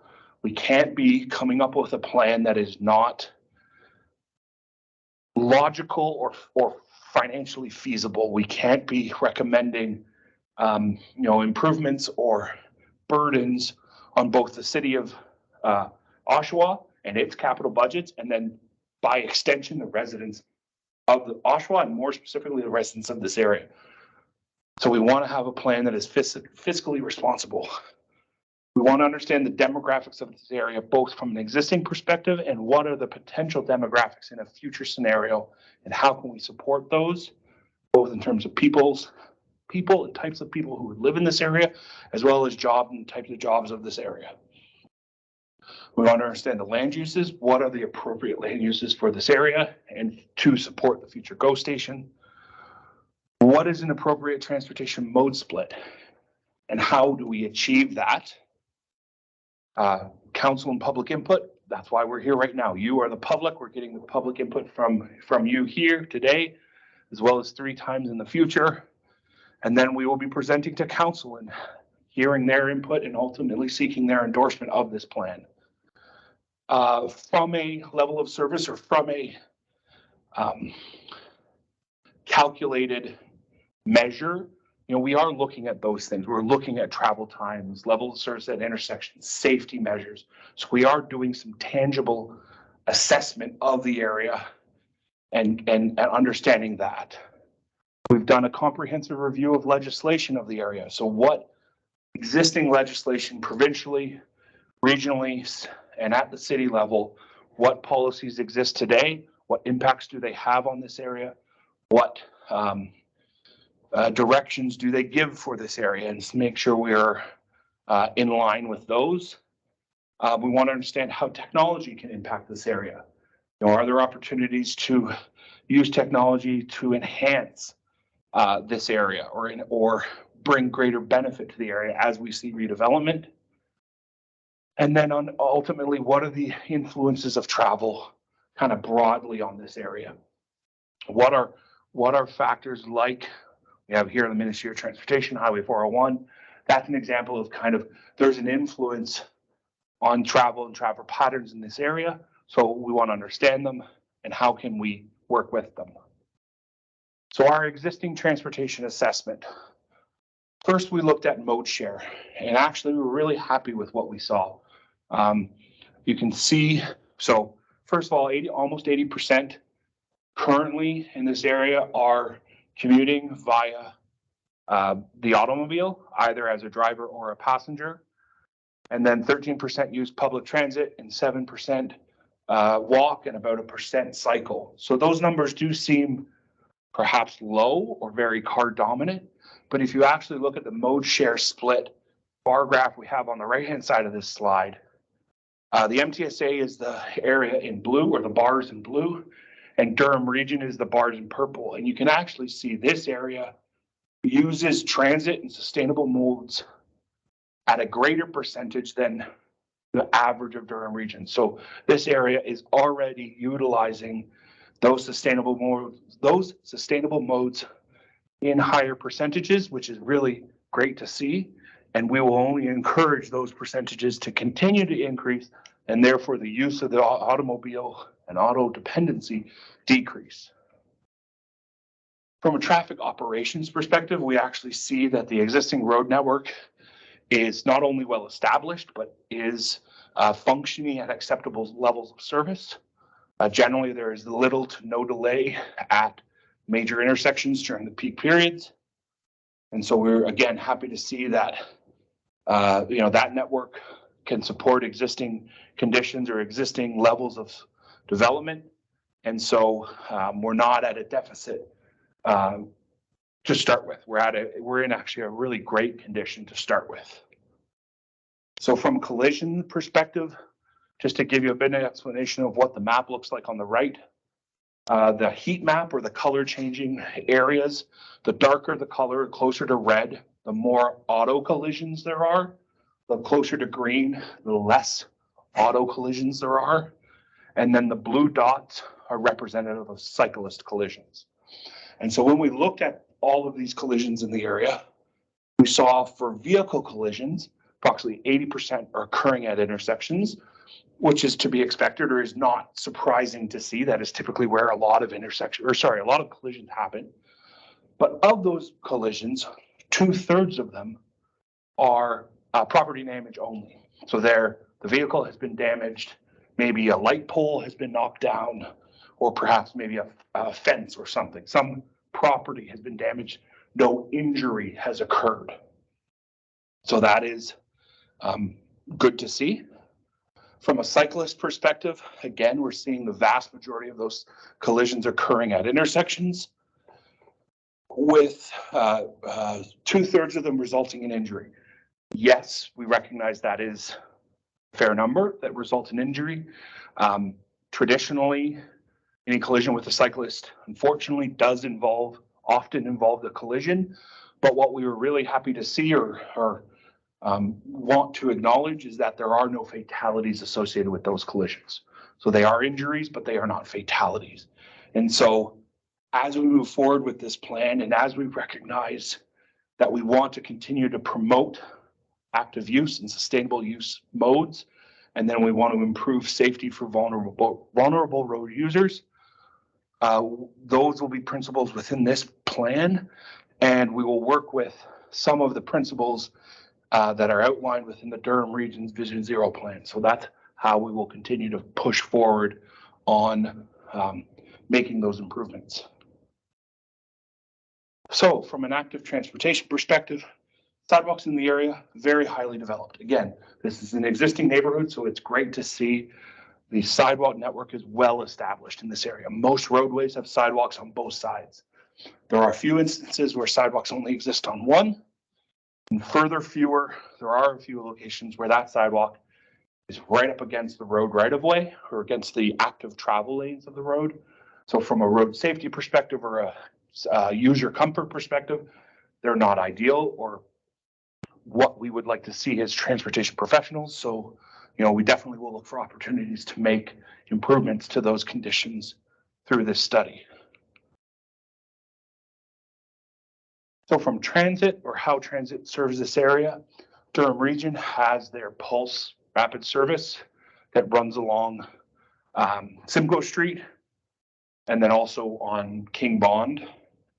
There are local Durham Region Transit buses that are on Olive and Ritson that connect to the Oshawa Center, the Smart Center in North Oshawa, as well as to downtown Oshawa. And then GO Train buses actually currently operate out of what will be the future GO station, but operate a park and ride service that has a GO bus and provides inter-city connections. So just moving on to land use and our sustainable development observations. So from an existing land use perspective, first and foremost, the gray line you see right in the middle of the map on the right, that's the CP rail line. And it generally bisects our study area to kind of a north and a south. That's where the future GO service will be. And then the little train dot you see in the middle, that's where the future GO station will be on. Generally, throughout the study area, there are several underutilized or underdeveloped lots, even a few vacant lots. So those are seen as kind of early opportunities or early potential opportunities for redevelopment. And then what is really great to see is there are many examples of built form in this area, and some that are heritage in nature and really drive the community culture or the community character of the area. So we want to ensure that those are protected and enhanced wherever possible, because again, we are coming in or we are proposing changes within an existing community, and we want to be respectful of that. And then generally the road network is grid-based, very kind of north, south, east, west orientations that do result in many blocks, often small in nature. So we will look at opportunities on how best to kind of intensify the area without disrupting that network too much. And just for quick explanation of the map on the right. As I said, gray line in the middle, the red or pinkish hues are all existing residential uses. So you see this area is predominantly residential in nature in terms of land use already. There are blue, or light blue is the commercial. So a few commercial hubs or larger commercial properties, but then a lot of kind of neighborhood size, neighborhood scale commercial opportunities. And then you have institutional and community uses, as well as the government facility, City Hall, that we're actually in right now. So the existing the existing site, or what will be the future GO Station. Here's a picture of it. So for those of you who may know the area, that is the old Nob Hill Farms distribution center. Metrolinx does own the property now. And so that is kind of an aerial view of it right there in the middle. And then pictures A to E all around the outside. A is the existing at-grade crossing of the Michael Star Trail. In the future scenario with the development of the station, there will be a new connection that goes over the rail line. So that connection will be maintained because it is a really great connection, connects north-south.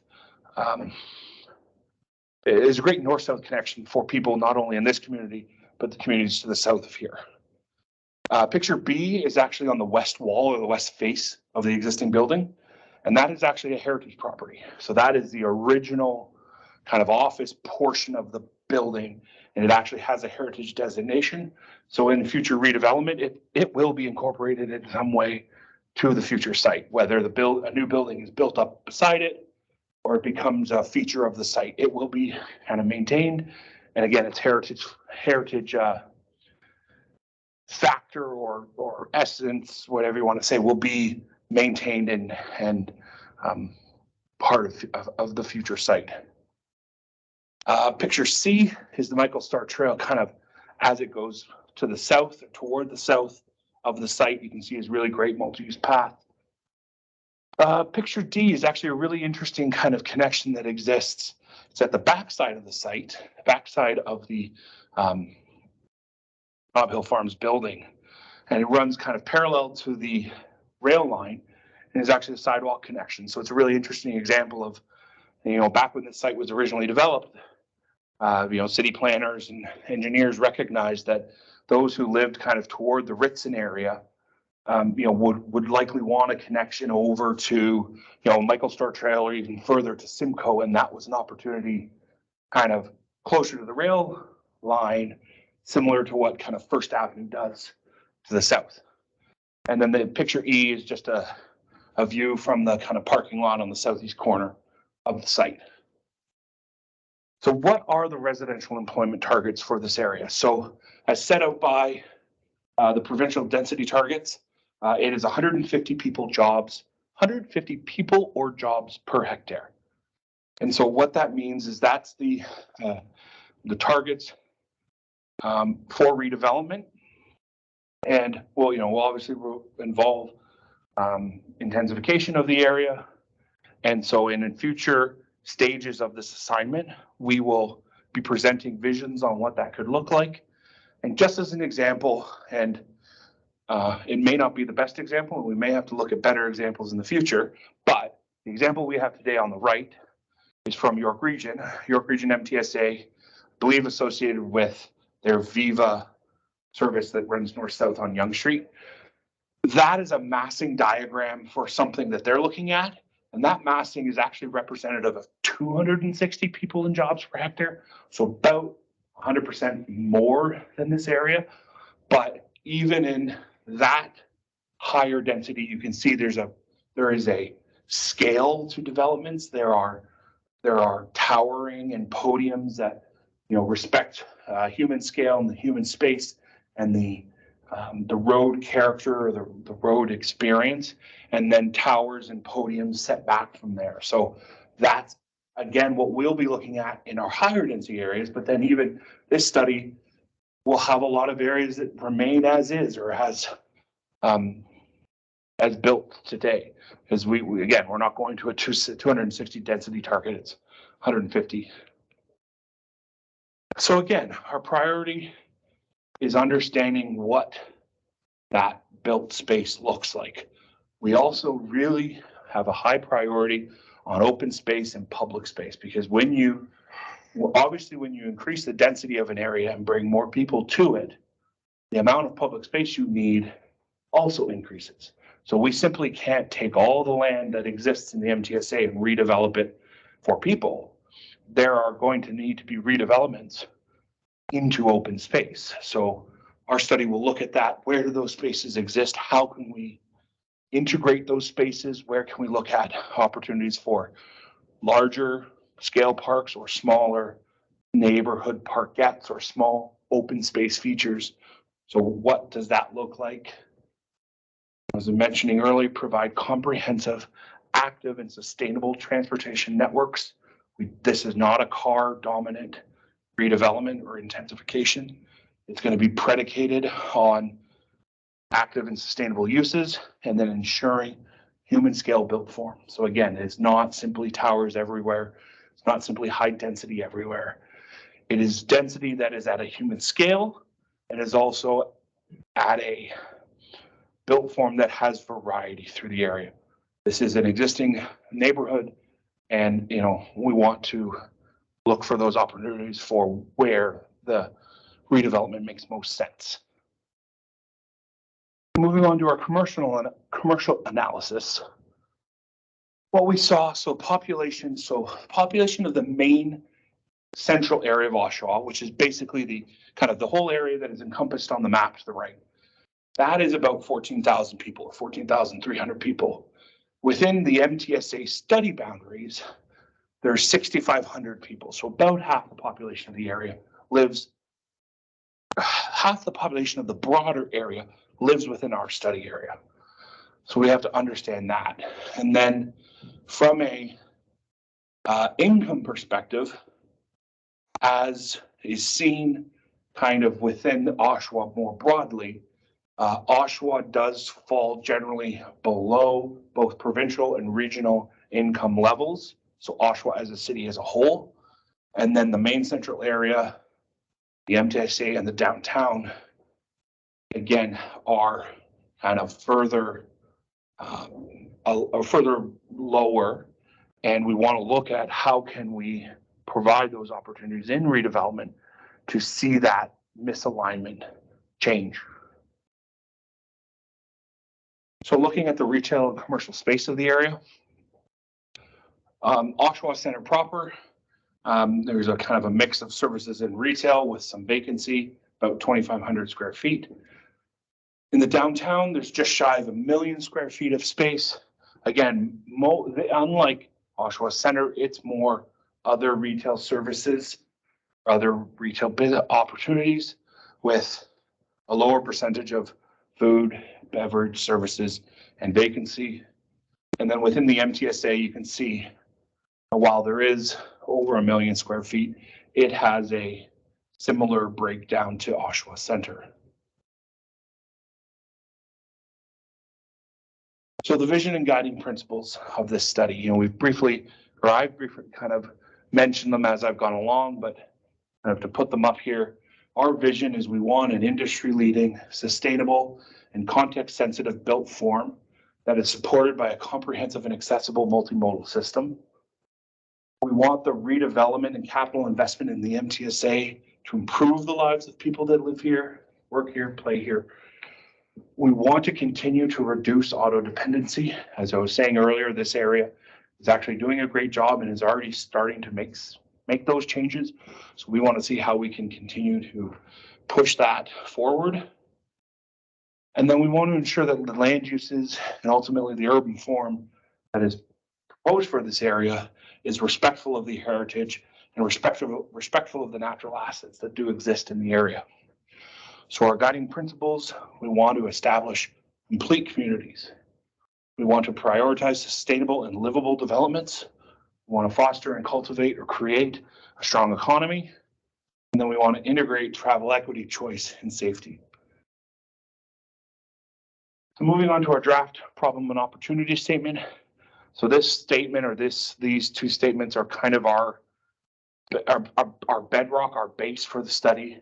Part of completing a environmental assessment, you need to have those. And so we want to have that kind of guiding our process. So the problem, I'll just kind of read it, is the Central Oshawa Major Transit Station area encompasses the planned Central Oshawa GO Station along the future Lake Shore East GO Rail Service extension. It is located south of downtown Oshawa in an area of transition. The MTSA possesses many parcels of land which are undeveloped and underutilized.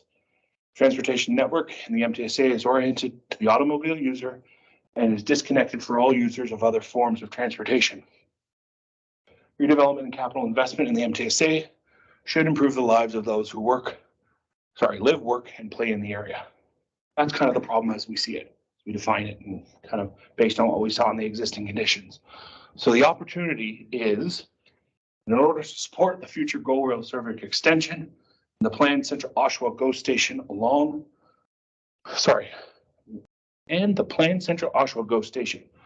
with the population and employment density targets of the MTSA as dedicated by the province. The integrated MTSA study must develop the necessary land use, urban design, and transportation plans that will support and guide the growth of redevelopment of the MTSA. The vision is a community which accommodates and supports a variety of multimodal options rather than solely private automobile usage. Redevelopment and capital investments should improve the lives of those who live, work, and play in the area, while also reducing dependency on the private automobile by offering a variety of multimodal choices. These improvements must maintain a sensitivity to the existing urban fabric, including stable neighborhoods and areas of cultural heritage value or interest. So thank you. So that is our presentation. I would encourage you to go to our study website if you haven't already. Many of you, at least those online, already have, because you would have had to go there to register for this evening. But that's where we will continually post updates about the project, where we will give information on future public engagement opportunities, and where you can really interact well with study contacts. And just for reference, just below there are the two city staff, both Connor and Ranjit, who are our city representatives. Connor is here in the room with us. Ranjit was with us online. I'm not sure if he's still there. And then myself, John Grieve, as well as Giannis, who is our project manager from the Parsons team. So with that, I'm happy to take questions for those who are in the room and any questions that we may have online. So sounds like we've got a couple online and we can go with them first. Okay, so Kirk asks, are there any negative environmental implications presented by developing this land? Will it affect the Oshawa Creek, the groundwater, wildlife, or any surrounding green spaces you know of? Someone had mentioned it before, that it may disturb contaminated ground nearby. Is there any chance it could include more green space in the design plan? Okay, so I think I heard three questions in there. So first, will this plan disturb the natural environment? And what I will say is no. So this plan is, as I mentioned, is setting the land use framework for the area. And as we set that framework, we are going to set it in a way that doesn't disturb the natural environment. And then even within our guiding principles, we want to protect and enhance that natural environment. As development proceeds, those developers will also have to do the necessary environmental studies to show that they are not impacting those lands. So yes, absolutely, environment will continue to be a focus of the area, and all efforts will be made that no impact is had. Your second question was, remind me. Will it affect the Oshawa Creek, groundwater, wildlife, or any of the surrounding green spaces? No, and then the second was. The other one is there any chance it could include more green space in the design? And so yes, any chance for more green spaces, absolutely. So I was mentioning, as you increase the density of an area, you actually do require more green space, because there are requirements for kind of a certain amount of green space relative to the population. So as we increase the population, we do need to increase the green space. And what we will be looking at in this study is, what are the types of green space we can use, or what are the opportunities for green space? There is the Oshawa Creek and the Creek Valley. That is a natural kind of large connected green space area. And then there are parks within the study area. But then there may be opportunities for small, parkettes that are at a block level, or other opportunities that may present themselves. So there'll be a wide variety of those spaces. And yes, we'll be looking at increasing them, absolutely. We have another unless there's someone in the room. Anyone in? No. Okay. Okay, so I believe this is, someone, Rubayet, sorry if I mispronounced your name, but I'm going to allow you to, unmute yourself if you'd like to speak. So I think it was the user online who had your hand raised. Yep. We've given you the permission to unmute yourself, so you can go ahead and unmute yourself, and happy to hear your question. At the top of your kind of user bar, there should be an unmute option. Yep.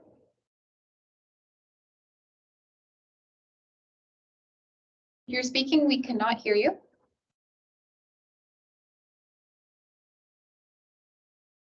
Okay, so maybe perhaps if you can't, you can type your question in the chat function.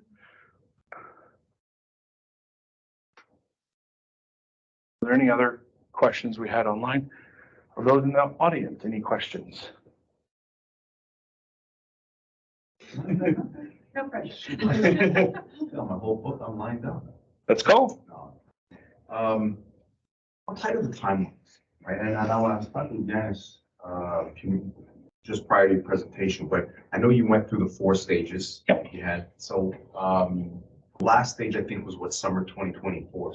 Right, so this project won't be completed until, June, July, August, September of 2024. So we'll present to council a land use plan and the transportation master plan that comes with that, and seek council's endorsement and approval of that plan. It'll then be up to the city of Oshawa to then go during their next official plan update, which will be underway at that point, I think, if I remember correctly. They'll have to integrate into the official plan, which will then make the proposed land use part of legislation. And then really redevelopment of the area to up to the 150 people and jobs per hectare is likely a 20 to 40 year horizon. This is a long-term redevelopment. It's predicated on the GO Train extension. Everything we understand as kind of project team and city staff is that Metrolinx is proceeding with the improvements to the rail corridor first. That's kind of in early stages now and is likely a multi-year process. And then once the rail corridor is upgraded, then they'll be looking at having the various stations built, and then service will start. And probably that's a 10-year timeline, realistically. And so it's kind of 10 years until you see transit service. And so, we want to be ahead of that so that we have the permissions in place that can be, supportive of that, and so that we can realize, the best potential for this area. So is the plan here, the study, is this also something that is being translated over or supported by Metrolinx? In other words, this is the city of Oshawa that we're talking about, right? And therefore Metrolinx now has their own studies and they got to do their own thing. But will this, what you guys are doing here, that also be made privy to Metrolinx? I would imagine. Yeah, so Metrolinx is a stakeholder in the project. They're part of a technical advisory committee. But I guess the easiest way to summarize it, Metrolinx is a service provider. They provide transit service. And so they're looking at providing a new transit service. And naturally, when you invest in a new service, the service provider is hoping the municipalities that they provide that service to are going to have development that is supportive or in line with kind of the service that is there. So that's where all along Lakeshore East extension, all along, the Milton GO Train line, all GO Train lines, you see the communities and municipalities along it looking at plans like this on how can we best utilize land that is in and around a GO Train service so that, it can serve the most people most efficiently, but also be respectful of communities that they're in and, so on and so forth. So yeah, it's a parallel intertwined process, but yes, Metrolinx is involved the whole way along. So once you guys come up with, the final, let's say, plan, the final version of the plan, and it's to be integrated into the master plan, this, was it the growth Official plan? plan. Official plan. I mean, that could still be apt to change at any point, am I right? I mean, the city can basically say, I'll throw it out. Possibly. It's the planning process. So, we're going through the necessary steps to enact land use permissions that are most appropriate for an area like this. We, the consultant, are then going to recommend to the city that that's the plan they adopt. You're right, it'll be up to the politicians and the council and city staff to endorse that, but it's in their best interest because it is a plan that is going to be partly developed by their residents, by professionals in the industry. But you're right, official plans are subject to potential change, but this, growth or density around major transit is a ubiquitous trend across the GTA and quite frankly, the world. You can't have effective transit if you don't have people in close proximity to it. You guys expect that percentage of drivers to the percentage of, pedestrians and cyclists? You expect that, or transit users, probably what I'm trying to say.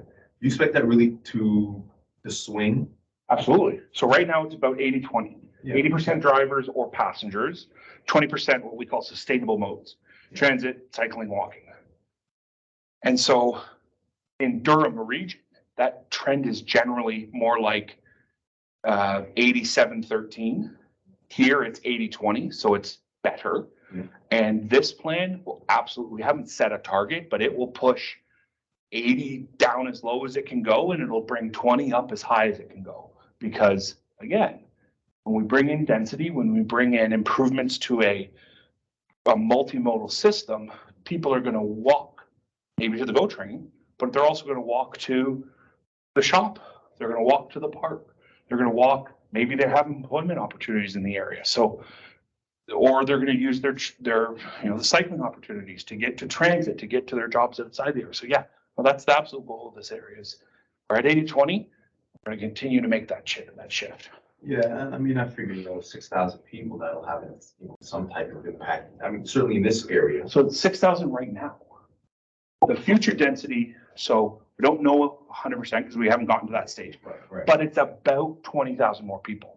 Okay, so that's the expectation. About, if you hit 150 people jobs per hectare, based on roughly the size of the MTSA, you can picture it's about 20,000 people. Okay, so you said 150.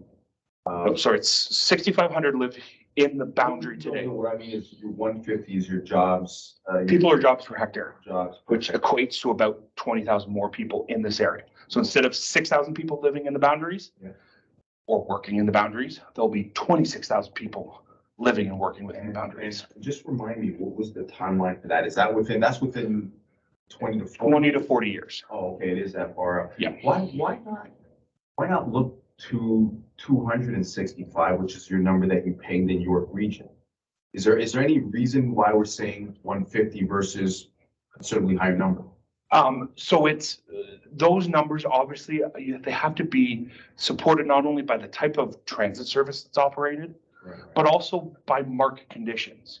There has to be, from a development perspective, the interest or economic feasibility to build that dense. 260, can potentially be achieved along Yonge Street in York region because it's, bus rapid transit directly connected to a subway that gets you to the largest metropolitan area in Canada, or whatever, gets you to Toronto. Yeah. The GO train, yes, it's going to get you to Toronto in the same way, but Oshawa is a different municipality than Richmond Hill. Yeah. So maybe in 50 or 100 years, yeah, it's going to go from 150 to 250. But right now, the good planning principles based on the characteristics of Oshawa and the characteristics of the services that are going to be provided, 150 is the appropriate target. I've got, I was talking to Jens a minute ago. So selfishly, I've got an interest in this just because I've got properties around town. And one of the properties that I have is literally Ritson and Olive, right? And so I've had this place for a while and I've been dreaming that, you know, somehow or other, you know, Ritson Road gets rezoned, commercial or certainly higher residential, right? Any that in the cards? I mean, in what I'm seeing here, it's gonna be, it looks to me like it might be mixed use. But you know, it was hard kind of to tell because you didn't really cover. So what the land use could become, we haven't decided or haven't come up with that yet. That's stage 2. That's where we're gonna come and we're gonna say, here's option 1 on how we could achieve 150. Right. Here's option 2, here's option 3. And it'll be varying built form. So densities, you know, how many stories, how densely compacted. It can be, you know, different types or different configurations of commercial or mixed use properties. So yeah, we're not there yet in this study. And, but, you know, a regional corridor like Ritson, like Olive, are going to be the areas that logically support some higher density. You know, Simcoe is probably going to be the highest density corridor in the area. Maybe Ritson is the second highest, but particularly with the Olive Gib realignment, you now have an east-west corridor, regional corridor that maybe has some higher density, but not quite what Ritson and Simcoe are. So it will be a kind of a, you know, a map of all different uses. And as I've said kind of multiple times, we also really want to be respectful of what is here today. Well, there are MTSAs across the GTA, and particularly in the west of the GTA, where it's a greenfield. You know, it's a new GO station, but it's in, you know, North Mississauga. That's a farm right now. So there aren't residents to displace. Here, there are 6,500 residents that if we just say 20-story towers everywhere, that's a lot of people displaced. So our plan is going to come up with something that is respectful of those who are here, but looks for opportunities to where can we potentially redevelop? Or more simply, where can we change the planning permission that says a single family home can now be converted to a triplex? Now you have more people living in the same building. So you haven't changed the built form, but you changed the density. So that's what we're looking at all throughout the study area, making that balance. Okay, but you'll think of me, right? Of course. Well, you better come to PIC 2 or I won't think of you. Yeah, we're having another public, Yeah. we're having another public information session in around May or June to talk more about land use and the alternatives. So come out to that. Could be 3 more public houses, quite frankly. We do have some. Okay, we do have another online. And then Yep. we can come back. Is that okay? Okay, great. So, okay, so here's a question. So to meet the density requirement, can you please make recommendations to the city so that they can make the zoning requirement more flexible? There is a question at the end of this. I own a detached house in R2 zone within the MTSA area with 30.5 feet frontage, but as per the city bylaw, we cannot build a second unit in the basement as the minimum frontage requirement is 37 plus feet frontage. Oh. So, you know, I won't say specifically bylaws will be changing out of this. I suspect they will, but at the foundation of our plan, you know, kind of what we've talked about is we're looking at what are the new appropriate land use permissions within the area. So what types of residential zones should exist? And then what potential, you know, factors or you know, permissions are there. And then as the city integrates it within their official plan and ultimately their zoning bylaw, that's where they will take this plan and actualize it and put those numbers to it and understand that, you know, perhaps 30 foot frontage is sufficient for a second unit like this. So that's kind of later on in the study or later on in the planning process. What we're here right now to do is what are the land use mixes and permissions most appropriate to achieve the density targets. And they also do make a comment that laneway housing and garden suites could also help with that. Absolutely. Another question comes from Jeff. He thanks you for your presentation. So the proposed rail line that runs east-west, just south of Olive Avenue at present is a low-use line. VIA does not use it. The rail traffic on that line is going to increase substantially. Forgive me if this is too early to discuss, but any thoughts about installing sound barriers along the line, along that line, along residential areas? So I think it was Jeff, correct? Yeah. So Jeff, you missed the question. We had the exact same question in our first session this evening. So yes, absolutely. A review of the rail corridor and its impacts are necessary. And that's kind of the responsibility of what Metrolinx is doing, has done and is doing right now. So again, I kind of mentioned they're the service provider of the transit. They're the ones that are going to be looking at upgrading the rail corridor. So they did an initial environmental assessment back in 2011. When they initially picked this corridor as kind of the rail extension or the appropriate corridor for the rail extension, they are in the early stages of doing an addendum to that EA simply because it's aged. Typically EAs have to be updated every 10 years if they're not actioned. And so they're in the process of updating that EA. And part of that is looking at what are the impacts, noise, vibration, natural environment, socioeconomic, all of those elements. So Metrolinx will be going through that process. So definitely encourage you to keep your eyes out, especially if you're a resident of the area. You should be notified similarly to how you were notified about this one. And we have one more question. So Red, I have just, oh, perfect. We can hear you. Great. Yeah, Ask hi. your question. Yeah, somehow I couldn't put the question in the chat, but did you include a study regarding crime rates here? Because with densification comes, I guess, increased crime rates as well, right? I was wondering if you had plans surrounding this or not. And if not, can you include that? Because it's very important. So this study proper doesn't have a crime study, but you're absolutely right. As the study area redevelops and as the redevelopment occurs, I absolutely see the city and the region. If you remember, as you know, it's regional policing in Durham region. They will be looking at ways to do that. So we hear your comment, we hear your statement. We'll make sure that as a project team, as a MTSA study, we kind of pass that along, that make sure those who are most appropriate to do those studies do them at the appropriate time. Thank you. And especially important, wanted to note even how surveillance will be done, like to say cameras, because even in very upscale cities like Mississauga, they don't have them, and I was wondering this would be a good time to have these. Again, yeah, possibly. I will not pretend to be a policing and safety expert. I'm a transportation planner by profession, so I agree with you.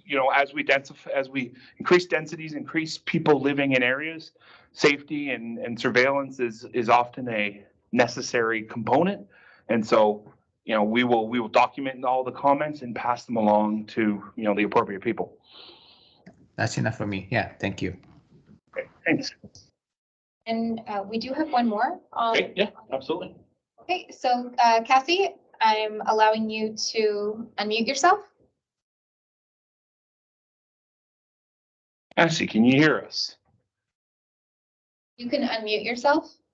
Should be along the top of your kind of window, ability to click the microphone icon. If not, you can also type your question in the chat. We'd be happy to answer it that way as well.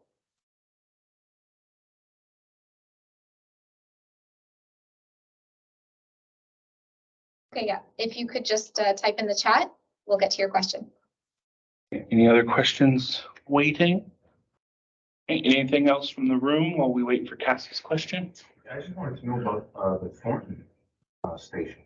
Is this similar study happening with Thornton station?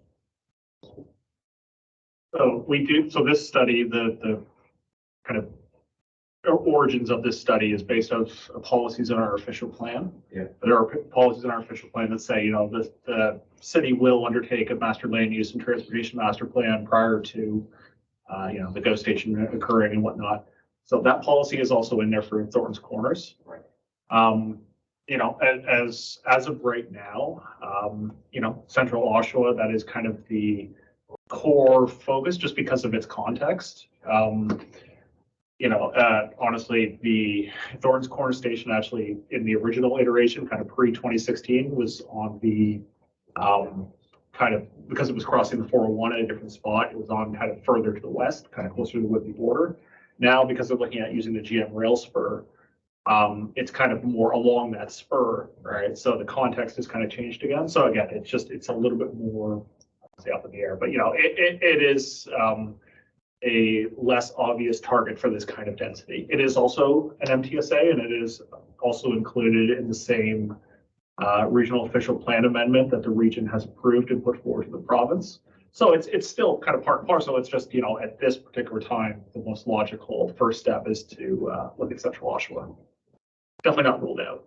But I know a good consultant that can maybe do that for the city. I like that question. I know a good consultant. So did we get Cassie's question? Yes. Perfect. I heard there would be economic development opportunities. What type of industry is being suggested? I would say any industry that is permitted under the land uses. So, you know, obviously currently within the MTSA, there are certain commercial and industrial, you know, uses that are permitted. I would suggest that the range of uses won't change, you know, especially with increased density. We're not going to necessarily introduce heavy industry. You know, those don't typically jive, but I would estimate, in my professional opinion, that, you know, kind of the mix of uses that exist within the area today will stay the same, you know, or much the same, except for, you know, increased density permissions. But the types, I think, will stay largely the same to what you see today. And she just sent another one. Will it be like service industry? So yeah, so obviously there's many service industries, commercial uses that are permitted within the area today. And obviously with increased density, increased population, you'll need more of that kind of neighborhood scale service. And likely there'll be, you know, many mixed use development opportunities where you may see, you know, at-grade retail opportunities, you know, on top of either office institutional uses or even residential uses. And just off of that, she's asking these questions to see if workers will be able to pay their rents, because a lot of the service industry is minimum wage, she says, so. Absolutely. Well, and back to our kind of guiding principle of, you know, this is an existing neighborhood and we want to be sensitive to that use. You know, this plan has no desire to force existing residents out of the area. And so ensuring that they can thrive and survive in the area, you know, ensuring that we can bring economic opportunities to the area to increase, you know, some of that income disparity that we see. You know, absolutely we'll be looking at those opportunities. Anything else online? Go to you while she's typing. Yeah, so I'm just interested because although all of these studies are individual, right? I mean, every city, every area is, you know, individual, is different. But I wonder if you guys don't kind of borrow from other models. And is there a model that you borrowed from? And that way it might give us kind of a glimpse outside of the pictures that you've got here in the whole presentation, but there might be a glimpse, you know, something that would kind of, you know, that we could see. Yeah. You understand what I mean? Come to PIC2, you will absolutely see that. So our land use consultant, so the part of the team that's on the consultant team, are producing 3D massing models. So they not only have a model that's kind of a 3D rendering of what kind of the buildings look like existing, when we come to present the future scenarios and the land use and all those permissions that, R4 is now the 6-story permission, they'll have a model that people can, or a digital model that people can look at and go, oh, okay, that's what 5 stories looks like, or that's what 20 stories over here looks like, transition to 10, transition to 3, So that's what we were doing as part of the study as it moves forward, is giving residents that visualization, because I can tell you 20,000 people, but you can put 20,000 people in an area in a lot of different ways. So that's why we're coming up with alternatives. What's the best alternative? What's the one that makes sense for the area? We'll have massing models that depict that. So is that some of these things available now on the website, or We haven't come up with them yet. That's what we're presenting in May, June. Yeah, and then therefore, though, being that this isn't your first study, it's certainly not your first rodeo. Not. Yeah. So meaning that you must have borrowed from some of the ideas from somewhere.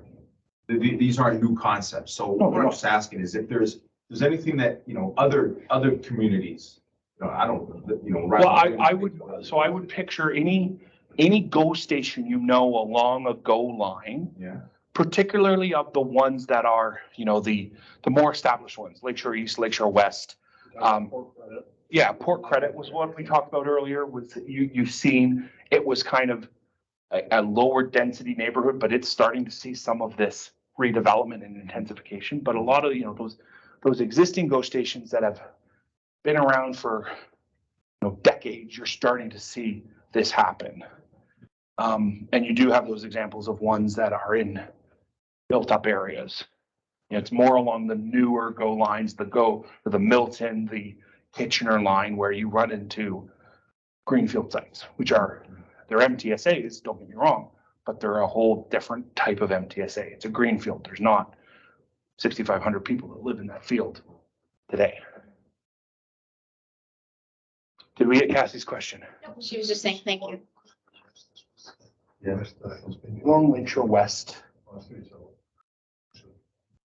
Even some of the stuff you see around Pickering GO Station is a bit of an example. You're seeing in the last 10 years a number of towers that have come up. They're doing, that development is a little bit more, at least in my opinion, they're doing more high density and fewer spaces. So they're doing 20-story towers in 10 places, where this area may do one 20-story tower, a bunch of 5-story permissions, and then a whole bunch of or a large area that's single-family residentials, but now has permissions for basement apartments, laneway units, garage units, whatever you want to call it. So our area is going to be much more a mix of things, whereas you do see some, as I said, my Pickering example is, I think they're doing more big towers, but you can see that's an area that has changed in the last 10 years quite significantly. You won't necessarily see a coffee cup with another. Yeah, so they're so unique. Everyone is so unique, and again, that's the best planning and the most successful planning exercises like this are ones that are immersive and integrated with the community that they're part of.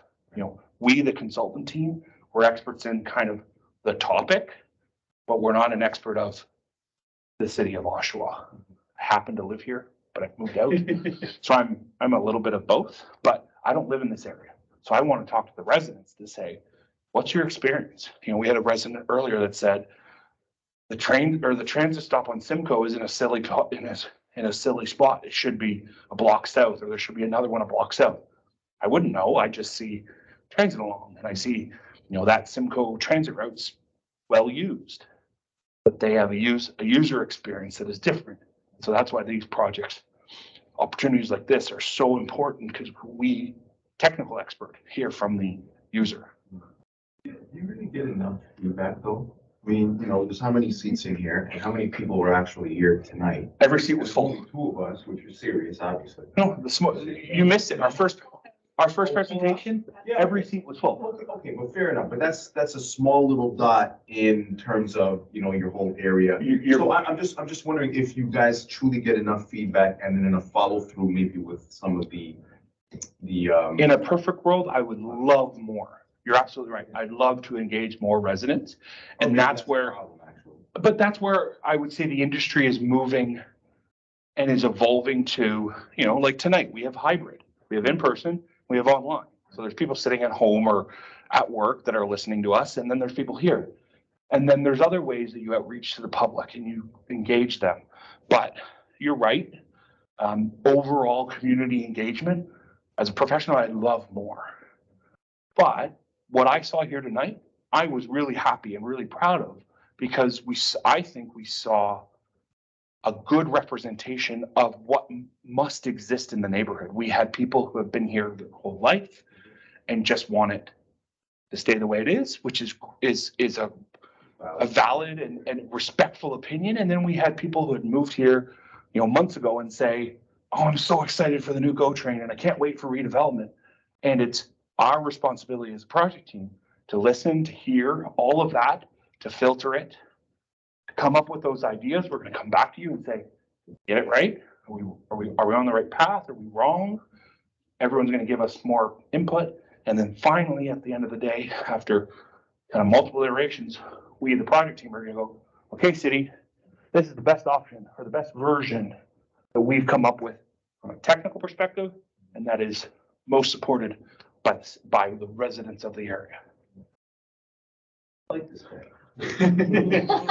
They're all the answers. I'll be the next one, don't worry. Yeah, I'll be at the next one and the next one. All right. And if all goes well, I'll be doing Thornton's Corner as well. There we go. We have a couple people typing. Okay. Well, we've got time. We have, actually, no, we're over time. Wow. Oh my gosh. Good.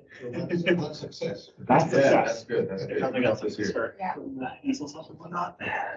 So yeah, for those online, if you're still typing, feel free. We won't just log you off, but we are gonna start packing up the room here, but we are listening. We'll leave it on for another 5 minutes or so. And if not, please reach out to us. Yeah.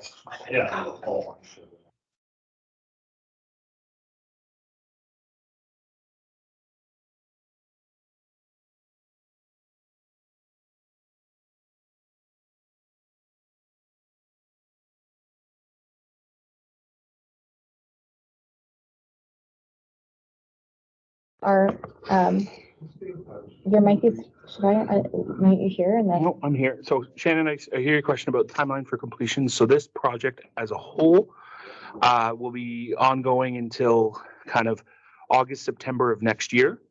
And so we're just right now at the completions of stage 1.